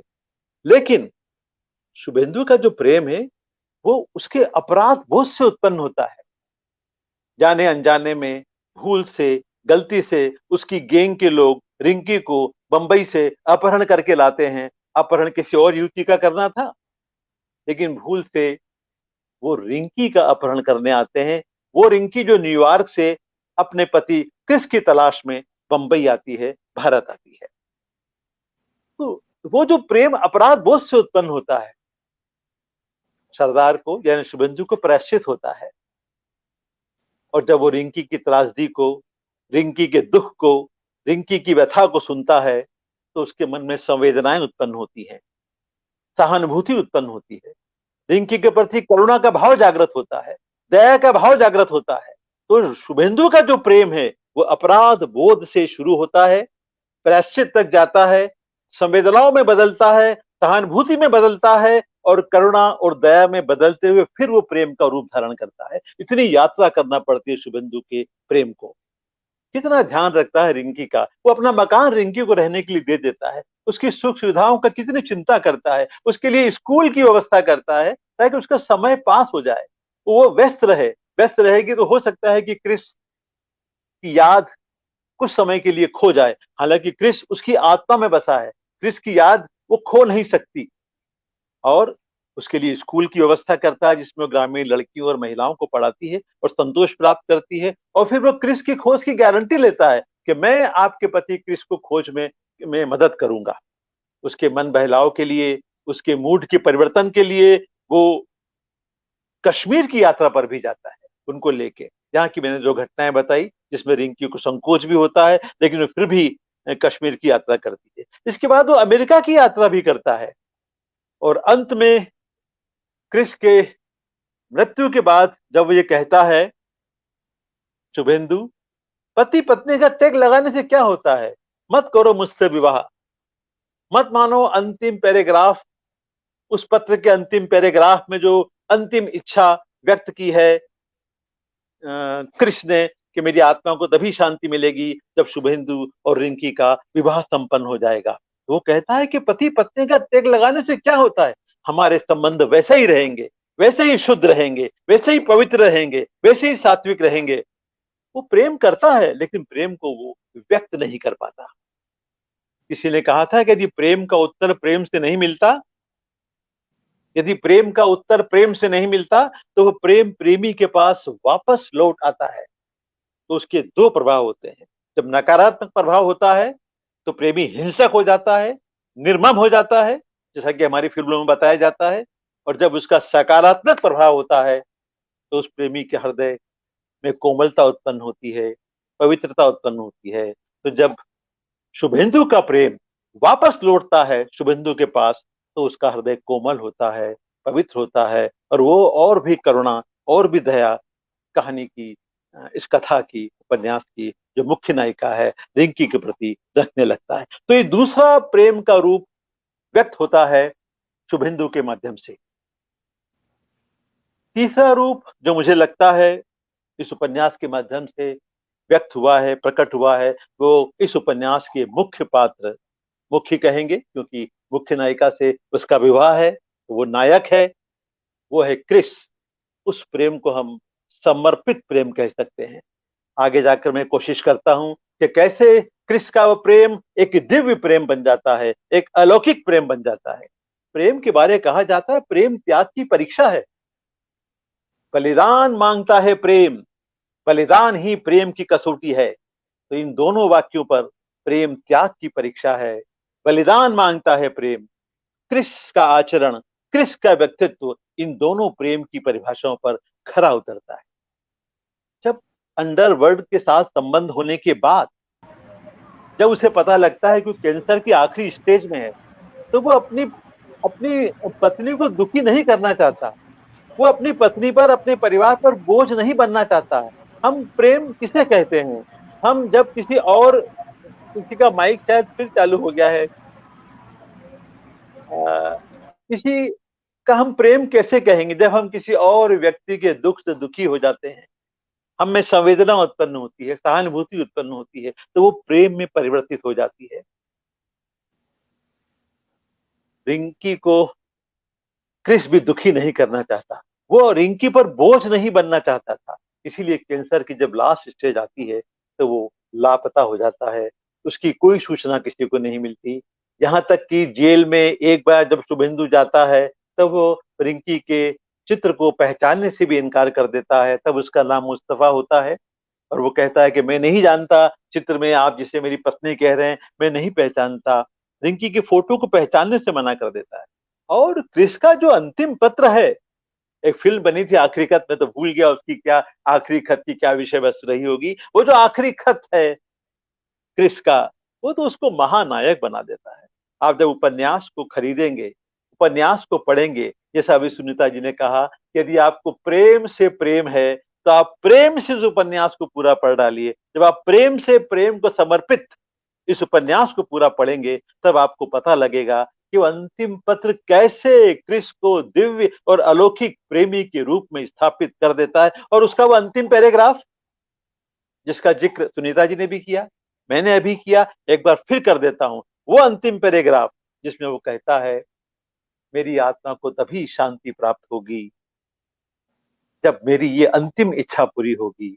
और मेरी अंतिम इच्छा ये है कि मैं तो अब जा रहा हूं, लेकिन मेरे बाद शुभेंदु और रिंकी का विवाह करा दिया जाए, तभी मेरी आत्मा को शांति प्राप्त होगी। मुझे लगता है ये प्रेम की पराकाष्ठा है, ये प्रेम की उच्चतम सीमा है। इसे आप दिव्य प्रेम कह सकते हैं, इसे आप अलौकिक प्रेम कह सकते हैं। क्या अंतर है आत्मा और परमात्मा में? हर मनुष्य के शरीर में परमात्मा का अंश है आत्मा के रूप में। और हम तो कहते हैं कि प्रेम जो है वो आत्मा का आत्मा से संबंध है, वो शरीर का शरीर से संबंध नहीं है, वो एक आत्मा का दूसरी आत्मा से संबंध है। तो परमात्मा के अंश का जब परमात्मा के दूसरे अंश से संबंध है, तो इसका मतलब क्रिस का जो प्रेम है वो एक दिव्य प्रेम की परिभाषा में आना चाहिए, एक अलौकिक प्रेम की परिभाषा में आना चाहिए। समय की सीमा है और संभव है वंदना वाजपेयी जी हमारे साथ जुड़ जाएं, अपनी बात को यहीं पर विराम दूं। लेकिन एक दो बातें मैं और कहूंगा। भाषा शैली के बारे काफी सरल है, सहज है, बोधगम्य है। आप उपन्यास को एक बार शुरू करेंगे तो आप उसको पढ़कर और समाप्त कर कर ही आप उससे मुक्त हो पाएंगे। ये उपन्यास आपको मोह पाश में बांध देगा, आपको शुरू से लेकर अंत तक पढ़ने के लिए विवश कर देगा। ये बात हरीश नवल जी ने भी अपने लोकार्पण के समय जो उद्बोधन दिया था और आज जो उन्होंने संदेश भेजा है, वे दांतों की सर्जरी के कारण कार्यक्रम में उपस्थित नहीं हो पाए, जो उन्होंने संदेश भेजा है उसमें भी है। प्रकृति का चित्रण भी उपन्यास में कई जगह अन्नदा जी ने किया है। सुरम्य प्रकृति, प्रकृति के सौंदर्य का चित्रण, पहाड़, पर्वत, नदी, झरने, हरितिमा, बड़ा सुंदर लगता है प्रकृति का चित्रण। मुझे ऐसा लगता है कि उपन्यास में जब प्रकृति का चित्रण होता है तो पाठक कथा से हटकर प्रकृति की रम्यता में रम जाता है। ये बाधक नहीं है कथा में। जब पाठक प्रकृति के मनोरम और रमणीक चित्रण को पढ़ता है और प्रकृति के सौंदर्य में, प्रकृति की सुषमा में डूब जाता है, खो जाता है, तो उसे एक विश्राम मिलता है, एक ब्रेक मिलता है और वो बड़े ही रिफ्रेश होकर, रिक्रिएट होकर फिर से कथा से जुड़ जाता है। एक कथा निरंतर चली, लगातार चल रहे हैं संवाद, नए नए प्रसंग आ रहे हैं, नई नई घटनाएं घटित हो रही हैं। अचानक बीच में प्रकृति आ जाती है, अचानक बीच में कोई फिल्मी गाना आ जाता है, किसी फिल्मी गाने का मुखड़ा आ जाता है, एक ब्रेक आता है, वो कंटिन्यूटी को ब्रेक नहीं करता, वो पाठक को रिफ्रेश करता है, वो पाठक को रिक्रिएट करता है और पाठक एक नई ऊर्जा के साथ, एक नई चेतना के साथ और एक नई रुचि के साथ फिर से उस कथा से वो जुड़ जाता है। इसलिए प्रकृति का जो चित्रण अन्नदा पाटनी जी ने इस उपन्यास में जगह जगह किया है, कई जगह किया है, वो उस उपन्यास की जो कथा तत्व है उसको सशक्त ही करता है और पाठक में रुचि भी पैदा करता है। और अब अंत में जैसा मेरा परिचय दिया गया कि मैं व्यंग्यकार हूं और एक व्यंग्यकार को भी आपने आज यहाँ पर समीक्षक के रूप में प्रस्तुत किया। नीरज जी, आपने बड़ा जोखिम ले लिया आपने, और मुझे तो बड़ा अपराध बोध रहा है, बल्कि कहना चाहिए हीनता बोध रहा है कि कहाँ सुनीता जी की इतनी गहन और विस्तृत दोनों समीक्षा, यानी वो तो एक अप्रतिम शब्द उपयोग करना चाहिए उनकी समीक्षा के लिए, सम्यक समीक्षा, संपूर्ण समीक्षा, सुंदर समीक्षा, और कहाँ मेरे जैसे व्यंग्यकार का यह आधा अधूरा। मैंने अन्नदा जी से कहा भी था कि सुनीता जी जब समीक्षा करेंगी तो वो आपके उपन्यास में डूब कर करेंगी, और मैं जब समीक्षा करूंगा तो मैं समुद्र के किनारे खड़े होकर लहरों को खाली गिनकर ही समीक्षा करके अपने कर्तव्य की इतिश्री कर लूंगा। तो अंत में ये बताते हुए कि मैं व्यंग्यकार हूं, फिर भी आपने एक व्यंग्यकार को समीक्षा के इस महत्वपूर्ण प्रसंग से जोड़ा, तो मैं हास्य की कुछ बात करे बिना भाई मैं अपने हास्य का वंदन और अभिनंदन कैसे कर पाऊंगा। एक शिकायत है मुझे अन्नदा जी से, जिसका जिक्र सबसे अंत में सुनीता जी ने भी किया था, जब उन्होंने कहा था तरह तरह की रेसिपी वाली बात की थी, कश्मीर तक रेसिपी चली जाती है।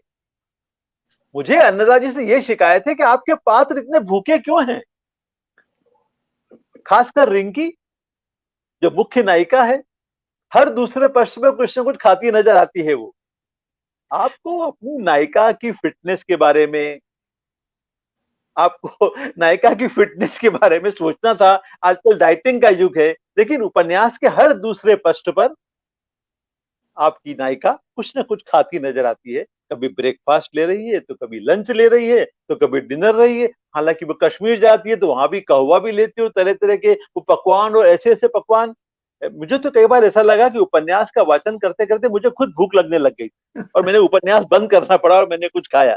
तो भाई अगले उपन्यास में आप अपनी नायिका की फिटनेस की बिल्कुल चिंता कीजिए और नायिका को फिट रहने दीजिए, ये मेरा आपसे निवेदन है। एक बार फिर मैं उन्हें इस महत्वपूर्ण कृति, पहली कृति है उनकी, और बड़ा ही प्रेरक और अभिनंदनीय है ये सुनना कि इस अवस्था में उम्र की, लोग कहते हैं कि 60 वर्ष के बाद तो व्यक्ति चूक जाता है, कुछ नया सृजन नहीं कर पाता।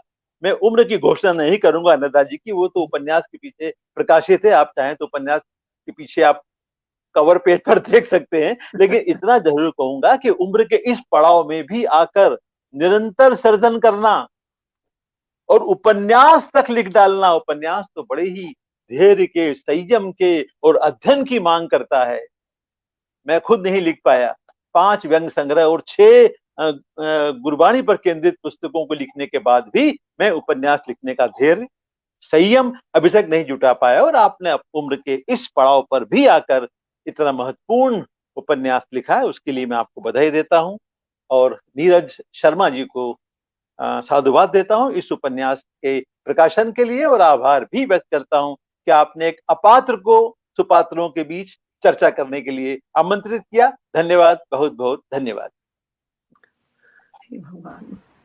बहुत बहुत धन्यवाद आपका विस्तृत समीक्षात्मक उद्बोधन के लिए और हास्य भी अंत में पैदा करने के लिए।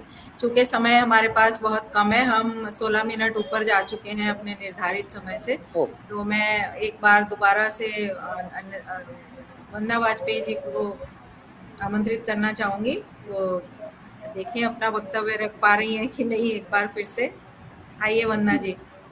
जी बहुत शुक्रिया फिर से, और बहुत क्षमा भी मांगना चाहूंगी क्योंकि नेटवर्क इतना दगा दे रहा है और मैं बहुत कोशिश करके भी नहीं बोल पा रही हूँ। और जैसा कि अभी हास्य से उन्होंने अंत किया कि अपने व्याख्यान का कि वो इतना खाती क्यों रहती है, तो उसका कारण एक ये है कि महिलाओं की जिंदगी किचन से इतनी जुड़ी हुई है कि उनके लेखन में किचन आ ही जाएगा, खाना पीना आ ही जाएगा।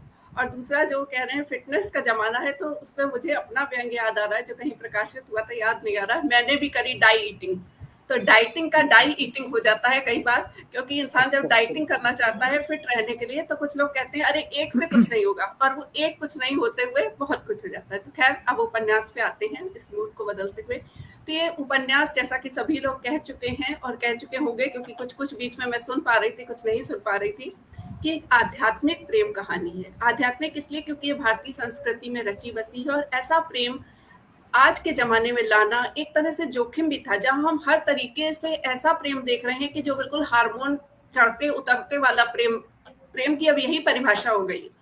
लेकिन इस प्रेम में इतना संयम है, और यही भारतीय संस्कृति की विशेषता है। जबकि जब आप ओशो को भी पढ़ेंगे तो ओशो भी यही कहते हैं कि जो है भारतीय संस्कृति में दमन सिखा दिया गया। दरअसल दमन और संयम दो अलग अलग चीजें हैं। हमारी संस्कृति में संयम सिखाया गया था। संयम संस्कारित करता है बच्चे को। जिस तरह से हम पौधे को काट छांट करके उसको एक सही आकार देते हैं ताकि वो इधर उधर दूसरे पौधों में उसकी झाड़ियां ना भिड़ जाएं और दूसरे पौधों में उलझ ना जाएं, एक सही आकार माली देता है, उसी तरह से पेरेंट्स और परिवार समाज बच्चे को संयमित प्रेम करना भी सिखाता है।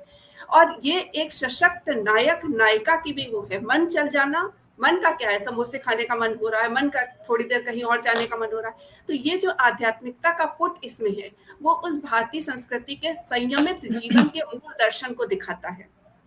तो अब चूंकि उपन्यास पे सब लोग बात कर चुके हैं और मेरे पास मुझे नहीं लगता कि कुछ कहने को बचा होगा, तो मैं नायिका रिंकी का सहारा लूंगी और उसी की उंगली पकड़ करके आगे प्रस्थान करूंगी कि नायिका रिंकी में हमें निरंतर नायिका रिंकी का जो ग्राफ है उसके चरित्र का, उसके कैरेक्टर का, वो ऊंचा उठता चला जाता है। सबसे पहली बात, उसको वो अति पसंद नहीं है। बहुत ज्यादा पैसे वाले घर की लड़की है जिसके यहाँ मर्सिडीज और सारी गाड़ियां, तमाम बड़ी बड़ी गाड़ियां जो हैं लगी हुई हैं, नौकर इतने सारे हैं कि जिनके कपड़े भी इतने इस्त्री करे हुए हैं जिसमें आने वाला आगंतुक को भी शर्म आ जाए कि मेरे कपड़े उनसे कम अच्छे हैं। और सब एक दूसरे को साफ साफ करके कहते हैं। एक पेज 10 पेज अब वहाँ उनका खाना बनता है, तो वो मैं जरूर पढ़ना चाहूंगी अगर नेट इजाजत दे। संयुक्त परिवार था, रसोई एक जिसमें सभी के लिए भोजन बनता। यही कारण था कि सभी की पसंद का ख्याल रख प्रतिदिन सुबह शाम 8-10 सब्जियां बनती। बड़ी सी मेज पर चांदी की थालियों में 7-8 कटोरियां होती। यह बात अलग है कि खाने वाला केवल 1 या 2 कटोरी रख बाकी निकाल देता और अपनी पसंद की सब्जी खाता था। 10-15 किलो आटा रोज गूंथा जाता था। इतना खाना बच जाता था, न केवल नौकर चाकर बल्कि पूरे परिवार भी निपट जाते। किसी को खबर तक नहीं थी कि कितना वेस्टेज रोज होता था। इस अति से पीड़ित है नायिका। उसकी दोनों बहनों ने, बाकी तीनों बहनों ने उस जीवन को स्वीकार कर लिया है और उनको ये दिखावा पसंद आ रहा है। लेकिन जो नायिका है उसको ये दिखावा पसंद नहीं आ रहा। वो कह रही मैं शादी नहीं करूंगी या ऐसी जगह नहीं करूंगी जहां इतना दिखावा है, और जहां चाह वहां राह। उसको एक आध्यात्मिक गुरु के, और चूंकि आध्यात्मिक प्रेम कहानी है इसलिए यहाँ पर गुरु कृष्ण का मिलना भी एक आध्यात्मिक गुरु के आश्रम में दिखाया है। इससे लेखिका की सोच, उसका जीवन दर्शन हमें पता चलता है कि गुरु के आश्रम में उनको कृष्ण मिलता है और दोनों ही इस सोपान पे खड़े हैं जहां उनके लिए प्रेम देह से ऊपर है। और इसलिए जब वो प्रेम जुड़ता है तो बहुत गहरा जुड़ता है और एक नायिका सशक्त नायिका होती जाती है। और जब वो एक ऐसे सुविधा संपन्न घर में पली बढ़ी नायिका है, लेकिन जब वो कृष्ण के साथ जाती है और कुछ समय बाद कृष्ण गायब हो जाता है तो उसे ढूंढने वो अकेले जाना चाहती है। वो नहीं चाहती कि उसके माता पिता परेशान हो, वो नहीं चाहती है कि इस तरह से बात का बतंगड़ बने।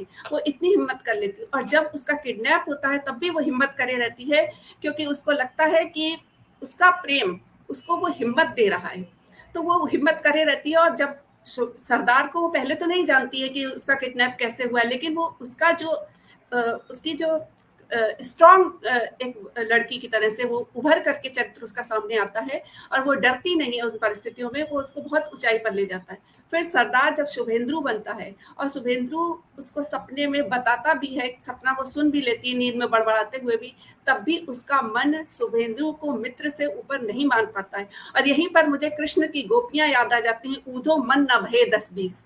जब हम ऐसी नायिका की बात करते हैं जिसका मन इतना सशक्त है कि वो हर जगह पिघल के प्रेम करने में नहीं फंस जाता है, ये एक सशक्त नायिका की पहचान हो सकती है जिसको कि आज के साहित्य ने, आज के समाज ने बिसरा दिया है। मुझे याद आती वीणा वत्सल की कहानी बॉडी मसाज। वो बॉडी मसाज करवा सकती है, लड़की IIM से पढ़ी हुई है, इतनी बड़ी नौकरी है, वो करवा सकती है, लेकिन एन मोमेंट पे वो फैसला बदलती है। उसका फैसला बदलना भी उसे एक सशक्त स्त्री की परिभाषा में लाता है। जब एक स्त्री ऐसा फैसला लेती है तब भी वो सशक्त होती है। इसके अतिरिक्त बीच में वो जो है अपना समय, जब उसका समय क्या कहते हैं कि उसको बिताना है क्योंकि उसका कृष्ण नहीं मिल रहा है, तब वो उस समय को पढ़ाने में और समाज की सेवा में लगाती है। और जिस तरह से वो जुड़ जाती है, जिस कठिन परिस्थितियों में वो रहती है, गांव में जाकर के देखती है, और जिस तरह से उन सभी लड़कियों को शिक्षित करने के लिए वो बीड़ा उठा लेती है, तो उसके अंदर वो कहीं अभिजात सुकुमारी कन्या नहीं नजर आती जो इतने महलों में पली थी। सीता नजर आती है मुझमें, घर से निकली बितकी निबधू, जो कोमल पैरों से निकलती तो है लेकिन सारे जंगलों की सारी तकलीफों को वो सह जाती है। स्त्री के एक सशक्त स्त्री के रूप में यहाँ रिंकी बहुत मजबूत दिखाई देती है। इसके बाद वो कृष्ण की सेवा भी करती है, वो सारा दुख भी झेलती है, वो उसको झकझोर करके कहती नहीं कि तुम कृष्ण हो, वो सारा दुख भी वहां पर वो झेलती है। और अंत में वो आखिरी पैरा नहीं पढ़ती है क्योंकि उसका मन गवाही नहीं दे रहा है कि वो कृष्ण के अतिरिक्त अपने हृदय के उस स्थान पे किसी को आने दे। एक खूबसूरत प्रेम कहानी जहां पर फिर से वही ऊधो मन न भय 10-20, वो अपने हृदय में एक गहरा मित्र है वो उसका, लेकिन उसके हृदय में प्रवेश अभी वर्जित है उसका। और शुभेंद्र भी एक ऐसा प्रेमी है जो इंतजार करना जानता है। वो जानता है कि अगर किसी के हृदय में प्रवेश जबरदस्ती नहीं किया जा सकता, वो इंतजार करता है, वो उस रिश्ते को बिना नाम दिए भी चलाना चाहता है। लेकिन नायिका एक समय के बाद यह एहसास करती है, और जिस तरह से आगे अंत होगा वो तो पाठक पढ़ करके जानेंगे, लेकिन इसमें एक नायिका का बहुत बड़ा चरित्र उभर करके सामने आता है। इसी तरह से शुभेंद्र जो है वो उसका भी कैरेक्टर ग्राफ जिस तरह से ऊपर उठता जाता है, वो उसके भी बैक स्टोरी, इसी तरह से कहानी में कहानी और कहानियां आपस में इस तरह से कनेक्टेड कि पाठक भटक ना पाए, ये एक बहुत बड़ी कला होती है। और कोई पहले उपन्यास पे साध ले, इसके लिए वो जरूर बधाई का पात्र होता है। तो वो उसकी भी बैक स्टोरी है जिसकी वजह से वो इस पेशे में आया। इसके साथ जो है जब वो उसके जीवन में एक ऐसी लड़की आती है, जब उसको लगता है कि उससे गलती हो गई, तो वो गिल्ट में फील करता है और उसके जीवन को संवारने की पूरी कोशिश करता है। और यहीं से उसमें एक प्रेम के बीज उदित होते हैं। जो धोखा खाया हुआ पर्सन था, जो जिसके पिता को धोखा हुआ था, वो धोखा खाया हुआ पर्सन, वहां से बदलाव उसकी जिंदगी में शुरू होता है। और कृष एक ऐसा प्रेमी है जो जानते हुए भी कि उसकी मृत्यु निकट है, वो अपने बारे में ना सोच करके वो ये सोचता है कि उसकी पत्नी को एक सही जीवन साथी मिल जाए। तो हर कोई बलिदान कर रहा है, वो बलिदान जो हमारी भारतीय संस्कृति की पहचान है, जो एक अच्छे सच्चे प्रेम की पहचान है, जो अब दुर्लभ है। तो कहानियों में अगर हम इसे जिंदा रखते हैं तो कहीं ना कहीं वो प्रेम जरूर प्रस्फुटित हो रहा होगा, क्योंकि ये प्रेम का ये रूप दुर्लभ होता चला जा रहा है। और चूंकि अभी नेट साथ दे रहा है तो मैं एक अंश और इसका पढ़ना चाहूंगी, पेज 34 जहां वो लड़कियों को पढ़ाती हैं। और वो जिस तरह से वो लड़कियों को, जो लड़की खुद भी नहीं उसको पढ़ने में मजा आता था, लेकिन अब वो किस तरह से पढ़ा रही है। सबसे कहा कि एक एक कर अपना नाम बताओ। कुछ नाम बड़े मजेदार थे, जैसे बर्फी, इमरती, चमेली वगैरह। फिर सबको समझाया कि कल आते ही हाथ जोड़कर नमस्ते करना होगा, फिर प्रार्थना करेंगे, तब कुर्सियों पर बैठेंगे। आज तो उसने सबको सामने रखी स्लेट पर बत्ती से कुछ बनाने को कहा। बड़े शौक से सबने कुछ ना कुछ बनाने की कोशिश करी। एक ने फूल बनाया, एक ने चिड़िया बनाई, और भी सबने बनाया। रिंकी ने सबकी बहुत तारीफ करी। आज पहला दिन था, उसने सब बच्चियों को एक एक का टॉफी दी, सब खुश हो गई। वो जिस तरीके से बच्चियों के जीवन में प्रवेश करती है, शिक्षा देती है, इसके अलावा उनके जीवन को संवारने की कोशिश करती है, महिलाओं के भी जीवन को संवारने की कोशिश करती है, वो उपन्यास को एक नए आयाम तक ले जाता है। और इस समय क्योंकि ज्यादा हो चुका है तो इस बात को, बाकी बातों को मैं लिख करके आगे जो है आप लोगों से साझा करूंगी। लेकिन मेरे विचार से लोगों सभी को ये उपन्यास पढ़ना चाहिए और ये देखना चाहिए एक शुद्ध सात्विक प्रेम जो त्याग और बलिदान की नींव पर आधारित है, वो कितना सुकूनदायक है और आज की आपाधापी वाली जिंदगी में कितना जरूरी भी है। धन्यवाद। नीरज जी, आप आइए। बहुत बहुत धन्यवाद। आपका तो है ही, आपके नेट का, जिसने कम से कम हमें आपको सुनवाया तो सही। सबसे बड़ा इंतजार का धन्यवाद। फल इंतजार का फल मीठा। बिल्कुल, आपके नेट का धन्यवाद ज्यादा है, जिसने कम से कम आपको सुनने का मौका दिया। हाँ, तो बहुत चलिए दुखी अंतिम पड़ाव की ओर चलते हैं। हमारे साथ बहुत सारे और नए लोग भी जुड़ गए थे। सब तो कमेंट्स ऊपर भी निकल गई हैं। हमारे साथ पुष्पा जोशी जी हैं जुड़ी हुई, दिव्या राकेश शर्मा जी भी जुड़ गई हैं, और जो हमारे साथ पहले से जुड़े हुए हैं, बड़ी अच्छी अच्छी कमेंट। और दीदी को खुशी होगी, आपके रिलेटिव हैं बाला साहेब अर्धापुरकर जी, जी, मेरे तो मौसा वो जी भी हैं। जुड़े हुए हैं, आपके मौसा जी। और आपको कह रहे हैं कि अन्नदा तुम कितनी फेमस हो रही हो। अरे उनका आशीर्वाद है, उनका आशीर्वाद है। बिल्कुल तो बिल्कुल आशीर्वाद है। तो अंतिम पड़ाव की ओर चलते हुए मैं अब लेखिका अन्नदा पाटनी जी को आमंत्रित करूंगी, वो अपना लेखकीय वक्तव्य संक्षिप्त में रखें। और छोटा सा उनका मैं परिचय दे देती हूँ कि उन्होंने दिल्ली के इंद्रप्रस्थ कॉलेज से हिंदी ऑनर्स में शिक्षा ग्रहण की है, और 26 वर्ष बाद विवाह के उन्होंने सितार में एमए किया खैरागढ़ से। इसके अतिरिक्त 1961 से उन्होंने लेखन आरंभ किया है। 18 वर्ष की आयु में फ्रेंच नॉवलिस्ट आंद्रे जीत के उपन्यास का अंग्रेजी से हिंदी में अनुवाद किया था, जो प्रेम और प्रकाश के नाम से प्रकाशित हुआ था।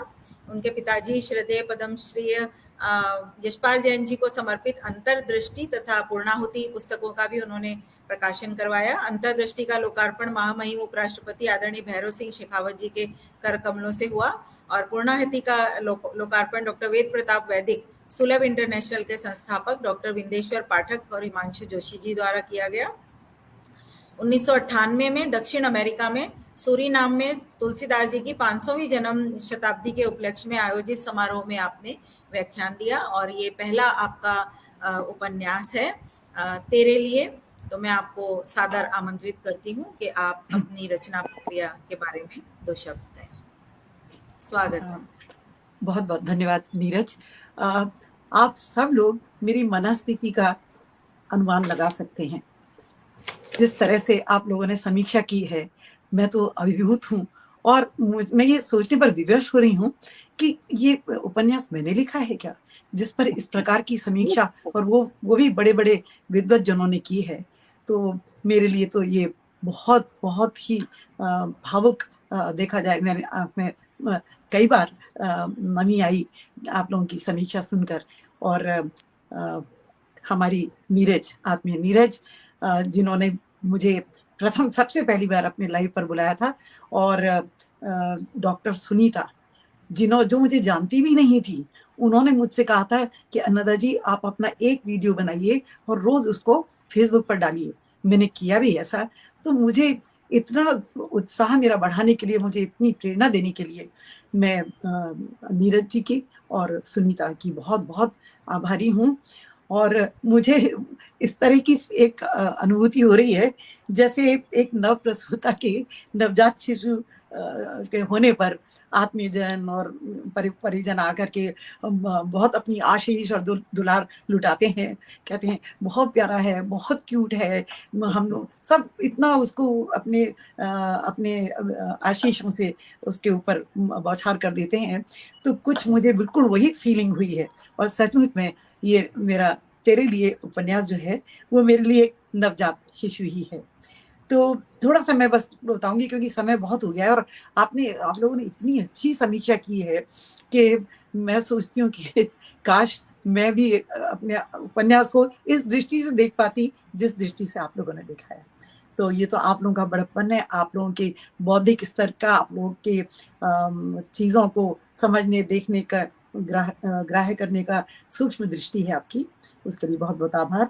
अच्छा, तो मैं सिर्फ ये बताना चाहूंगी कि एक घटना हमारे परिवार में हुई थी, रिश्तेदारों में, कि वो लड़की जो थी उसकी विदेशी से शादी कर दी गई उसकी इच्छा के अनुसार। तो मैं कहानी में नहीं जाऊंगी। और फिर वो उसका पति गायब हो जाता है अमेरिका से। तो ये घटना जो है मुझे पता नहीं कब से कौंधती रही, और मैं सोचती रही कि इस पे कुछ लिखा जाना चाहिए। और मुझे मालूम भी है कि उस घटना का अंत कैसा हुआ और किस तरह से हुआ, लेकिन मुझे लगा कि नहीं, यहाँ मेरी कल्पनाशीलता, मेरी जो लेखनी है उसका काम शुरू हो जाता है। असल में क्या है, मेरा मन मुझे बहुत चुनौती देता है इतनी चुनौती देता है, और मैं चुनौती स्वीकार करने में बिल्कुल पीछे नहीं हटती। तो मैं उस समय सब कुछ, मेरी भावनाएं, मेरी संवेदनाएं, मेरी भाषा, मेरी लेखनी, सब उस कार्य को करने में जुट जाती है। तो कभी मन ने कहा कि उपन्यास लिख सकती हो, तो ये चुनौती थी और मैंने उसको स्वीकार किया और इस प्रकार मैं लिखने में प्रेरित हुई। दूसरी चीज क्या है, मैं हमेशा ये मानती हूँ कि उपन्यास में भटकाव और भटकाने से बहुत डरती हूँ। मैंने बहुत उपन्यास ऐसे पढ़े हैं जिनमें एक कथा वस्तु के साथ जाने कितनी कथा वस्तु और पिरो दी जाती हैं, कितने चरित्रों का गठन कर दिया जाता है कि आपको वापस जाके पन्ना पलट के देखना पड़ता है कि ये जो चरित्र था ये क्या था, इसका नाम ये था तो ये क्या थी, वो आपके दिमाग में नहीं रह पाता है। और चाहती तो मैं भी, देखिए, पन्ने भरने के लिए, बड़ा उपन्यास करने के लिए मैं चाहती तो कश्मीर की औरतों की खूबसूरती, उनके परिधान, उनके आभूषण, इन सब की विस्तृत जानकारी दे देती। अमरनाथ यात्रा, आराम से इसमें अमरनाथ यात्रा भी जोड़ी जा सकती थी, जो मैंने खुद भी की है, तो अपने अनुभव से बहुत कुछ लिख सकती थी, लेकिन मैं उन सबसे बची। मैं नाक की सीध में चली, मेरे दिमाग में एक कथा वस्तु थी और मुझे लगा कि मेरा ये कर्तव्य है, हो जाता है कि मैं पाठकों के साथ भी अन्याय नहीं करूं, उनको भटकाकर। और उसके बाद मैंने देखा है कि उस भटकाव के बाद समेटने में भी उपन्यासकार या कहानीकार या जो भी लेखक हैं, वो कई बार खुद भी भ्रमित हो जाते हैं, उनको समझ में नहीं आता कि क्या करें। तो अब ये जो भी है, ये मेरा सोच है, मैं किसी और की सोच को इसमें नहीं लाना चाह रही और ना मैं उस पर कोई टिप्पणी करना चाहती हूँ। ये मेरा विचार था। तो अब और सबसे बड़ी बात जो मैं कह रही हूँ, उसके लिए आप लोग और मेरी पीठ ठोकेंगे, वो ये कि मेरा लैपटॉप खराब हो चुका था, मैं आईपैड पे लिखती नहीं हूँ, मैंने अपने आईफोन पर एक एक अक्षर को एक इस उंगली से, तर्जनी से एक उंगली से उसको मैंने टाइप किया है नोटपैड पे। पूरा उपन्यास मैंने उस पर लिखा है और जो भी मैं लेखन करती हूँ वो ऐसे ही करती हूँ। बच्चे नाराज भी होते हैं सब है, लेकिन मुझे बहुत अच्छा लगता है। मेरा आईफोन मेरे लिए बहुत प्यारा है, तो मैं उस पर ही सारा का, मेरी वो कर्म भूमि है, मेरी वो लेखनी का एक माध्यम है। तो ये है, लेकिन पता नहीं आप लोगों को कमियां कैसे नहीं दिखी या मेरे प्रति आपका प्रेम है। नीरज ने शुरू में कह दिया था कि अन्नदा दीदी के प्रति प्रेम ना बरताएं, तो मैं थोड़ा सुनीता से थोड़ा सा मैं डर रही थी, क्योंकि बहुत बेबाक है, बहुत ही स्पष्टवादिता है उनकी, और उन्होंने कई समीक्षाओं में काफी चीजें उन्होंने पॉइंट आउट की हैं। तो मैं तो चाह रही थी कि मुझे कुछ कमियां बता दें, तो मैं अगली बार, अब पता नहीं कब लिखूंगी, जब भी लिखूं तो उसमें मैं सुधार कर पाऊं। लेकिन बहुत खुशी है कि इतनी सुंदर समीक्षाएं हुई हैं और इतने विद्वत जनों से। मैं आदरणीय हरीश नवल जी को वैसे मिस कर रही हूँ, लेकिन मेरे दिमाग में और इस पटल पर वो बने हुए रहे हैं और मैं उनकी चिकित्सा, उनका सर्जरी हो गई होगी, उसके लिए उनको शुभकामनाएं और अपनी दुआएं भी भेज रही हूँ। तो मैं, और नीरज के लिए तो मैं क्या कहूँ, मुझे शायद वंदना वाजपेयी जी, आप भी नहीं जुड़ते जुड़ते कैसे जुड़ गई, आपने भी मुझे बहुत आगे बढ़ाया है अपने अटूट बंधन में। पंडित जसराज जी का जो संस्मरण सुनाए थे मैंने, उसमें मुझे बहुत आपने आगे बढ़ाया। तो मैं ये, क्योंकि समय बहुत हो गया है, नीरज तुम्हारा बिल्कुल रिकॉर्ड खराब होने वाला है, और तो मैं अंत में तुम्हारे लिए एक बात कहूंगी नीरज, कि तुमने जो मेरे लिए किया है, तुमने जिस तरह से मुझे उत्साहित किया, जिस तरह से तुमने मुझे मेरे इसको इतने कम समय में इस उपन्यास को प्रकाशित किया, वो मेरे लिए बहुत बड़ी उपलब्धि है। और अगर ये उपन्यास मैंने लिखा है तेरे लिए, तो नीरज ने ये आप सबके लिए उपलब्ध कराया है। तो मैं बहुत बहुत बहुत बहुत आभारी हूँ आप सभी की, और मेरे प्रबुद्ध श्रोता जिनकी वजह से तो हम लोगों को और प्रेरणा मिलती है। और आप लोग अगर उपन्यास पढ़ पाए तो बहुत अच्छा है। मैं बहुत आदरणीय अच्छा जी आपको प्रणाम करती हूँ। तो मैं, अरे मेरा जिक्र करना तो भूल ही गए आप। अरे मेरा अनुज है, भगवान, अनुज को भूल जाऊं ये कैसे होगा? आपको अधिकार है। मैं मेरी आप मनस्थिति का अंदाज लगा सकते हैं कि मैं कितनी हो गई हूँ। लेकिन अनुज ने तो कदम कदम पे मुझे उत्साह मेरा बढ़ा है, और मैं अपने दोनों पुत्रों, पराग मेरा बड़ा पुत्र है, पल्लव छोटा पुत्र, दोनों ने इस उपन्यास में बहुत भागीदारी की है। शायद इसका अंत वो नहीं होता जो मैंने सोचा था। मेरे छोटे बेटे पल्लव और पराग, उन्होंने कहा मम्मी कभी भी अंत दुखद मत करिए, पाठक को रुलाइए मत, आप सुखद अंत कीजिए। तो मैं क्या कहूँ। और अनुज तो छोटे भाई हो गए हैं, तो वो तो आज मैंने सोचा था कि कहीं से भी कुछ कमेंट आएगा जो कि मुझे मेरी कमियों को बताएगा या कुछ है, तो जरूर अनुज जो है ना वो आउट ऑफ द वे जाके उसको किसी प्रकार ढकने की कोशिश करेंगे, लेकिन ऐसा हो नहीं पाया। मैं सुनीता के लिए तो क्या कहूँ, मैं तो, मुझे लगता है मेरी कोई बेटी नहीं है, मैं तो आज से सार्वजनिक रूप से ही घोषित कर रही हूँ कि वो मेरी बेटी है।